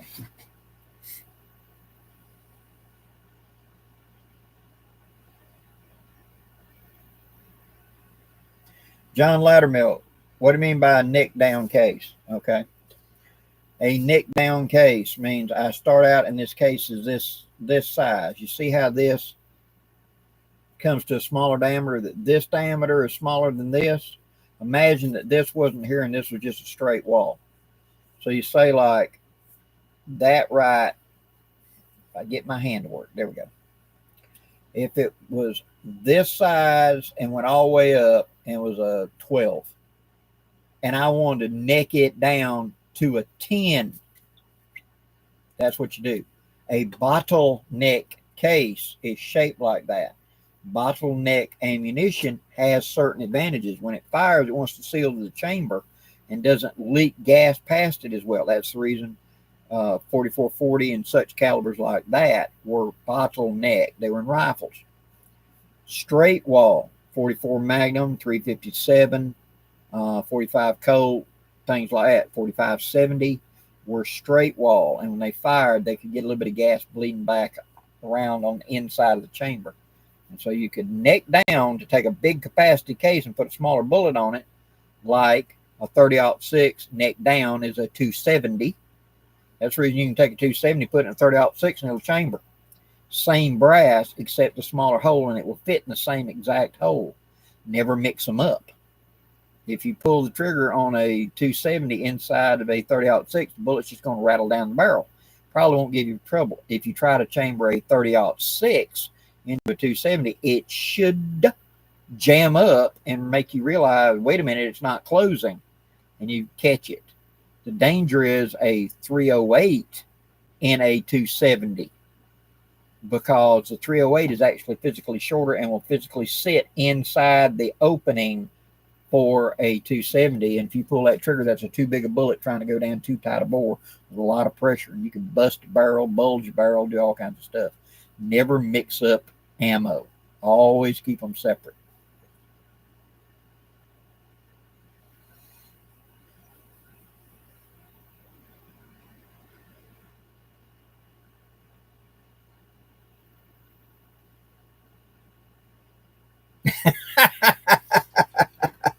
Ken Albridge, yeah.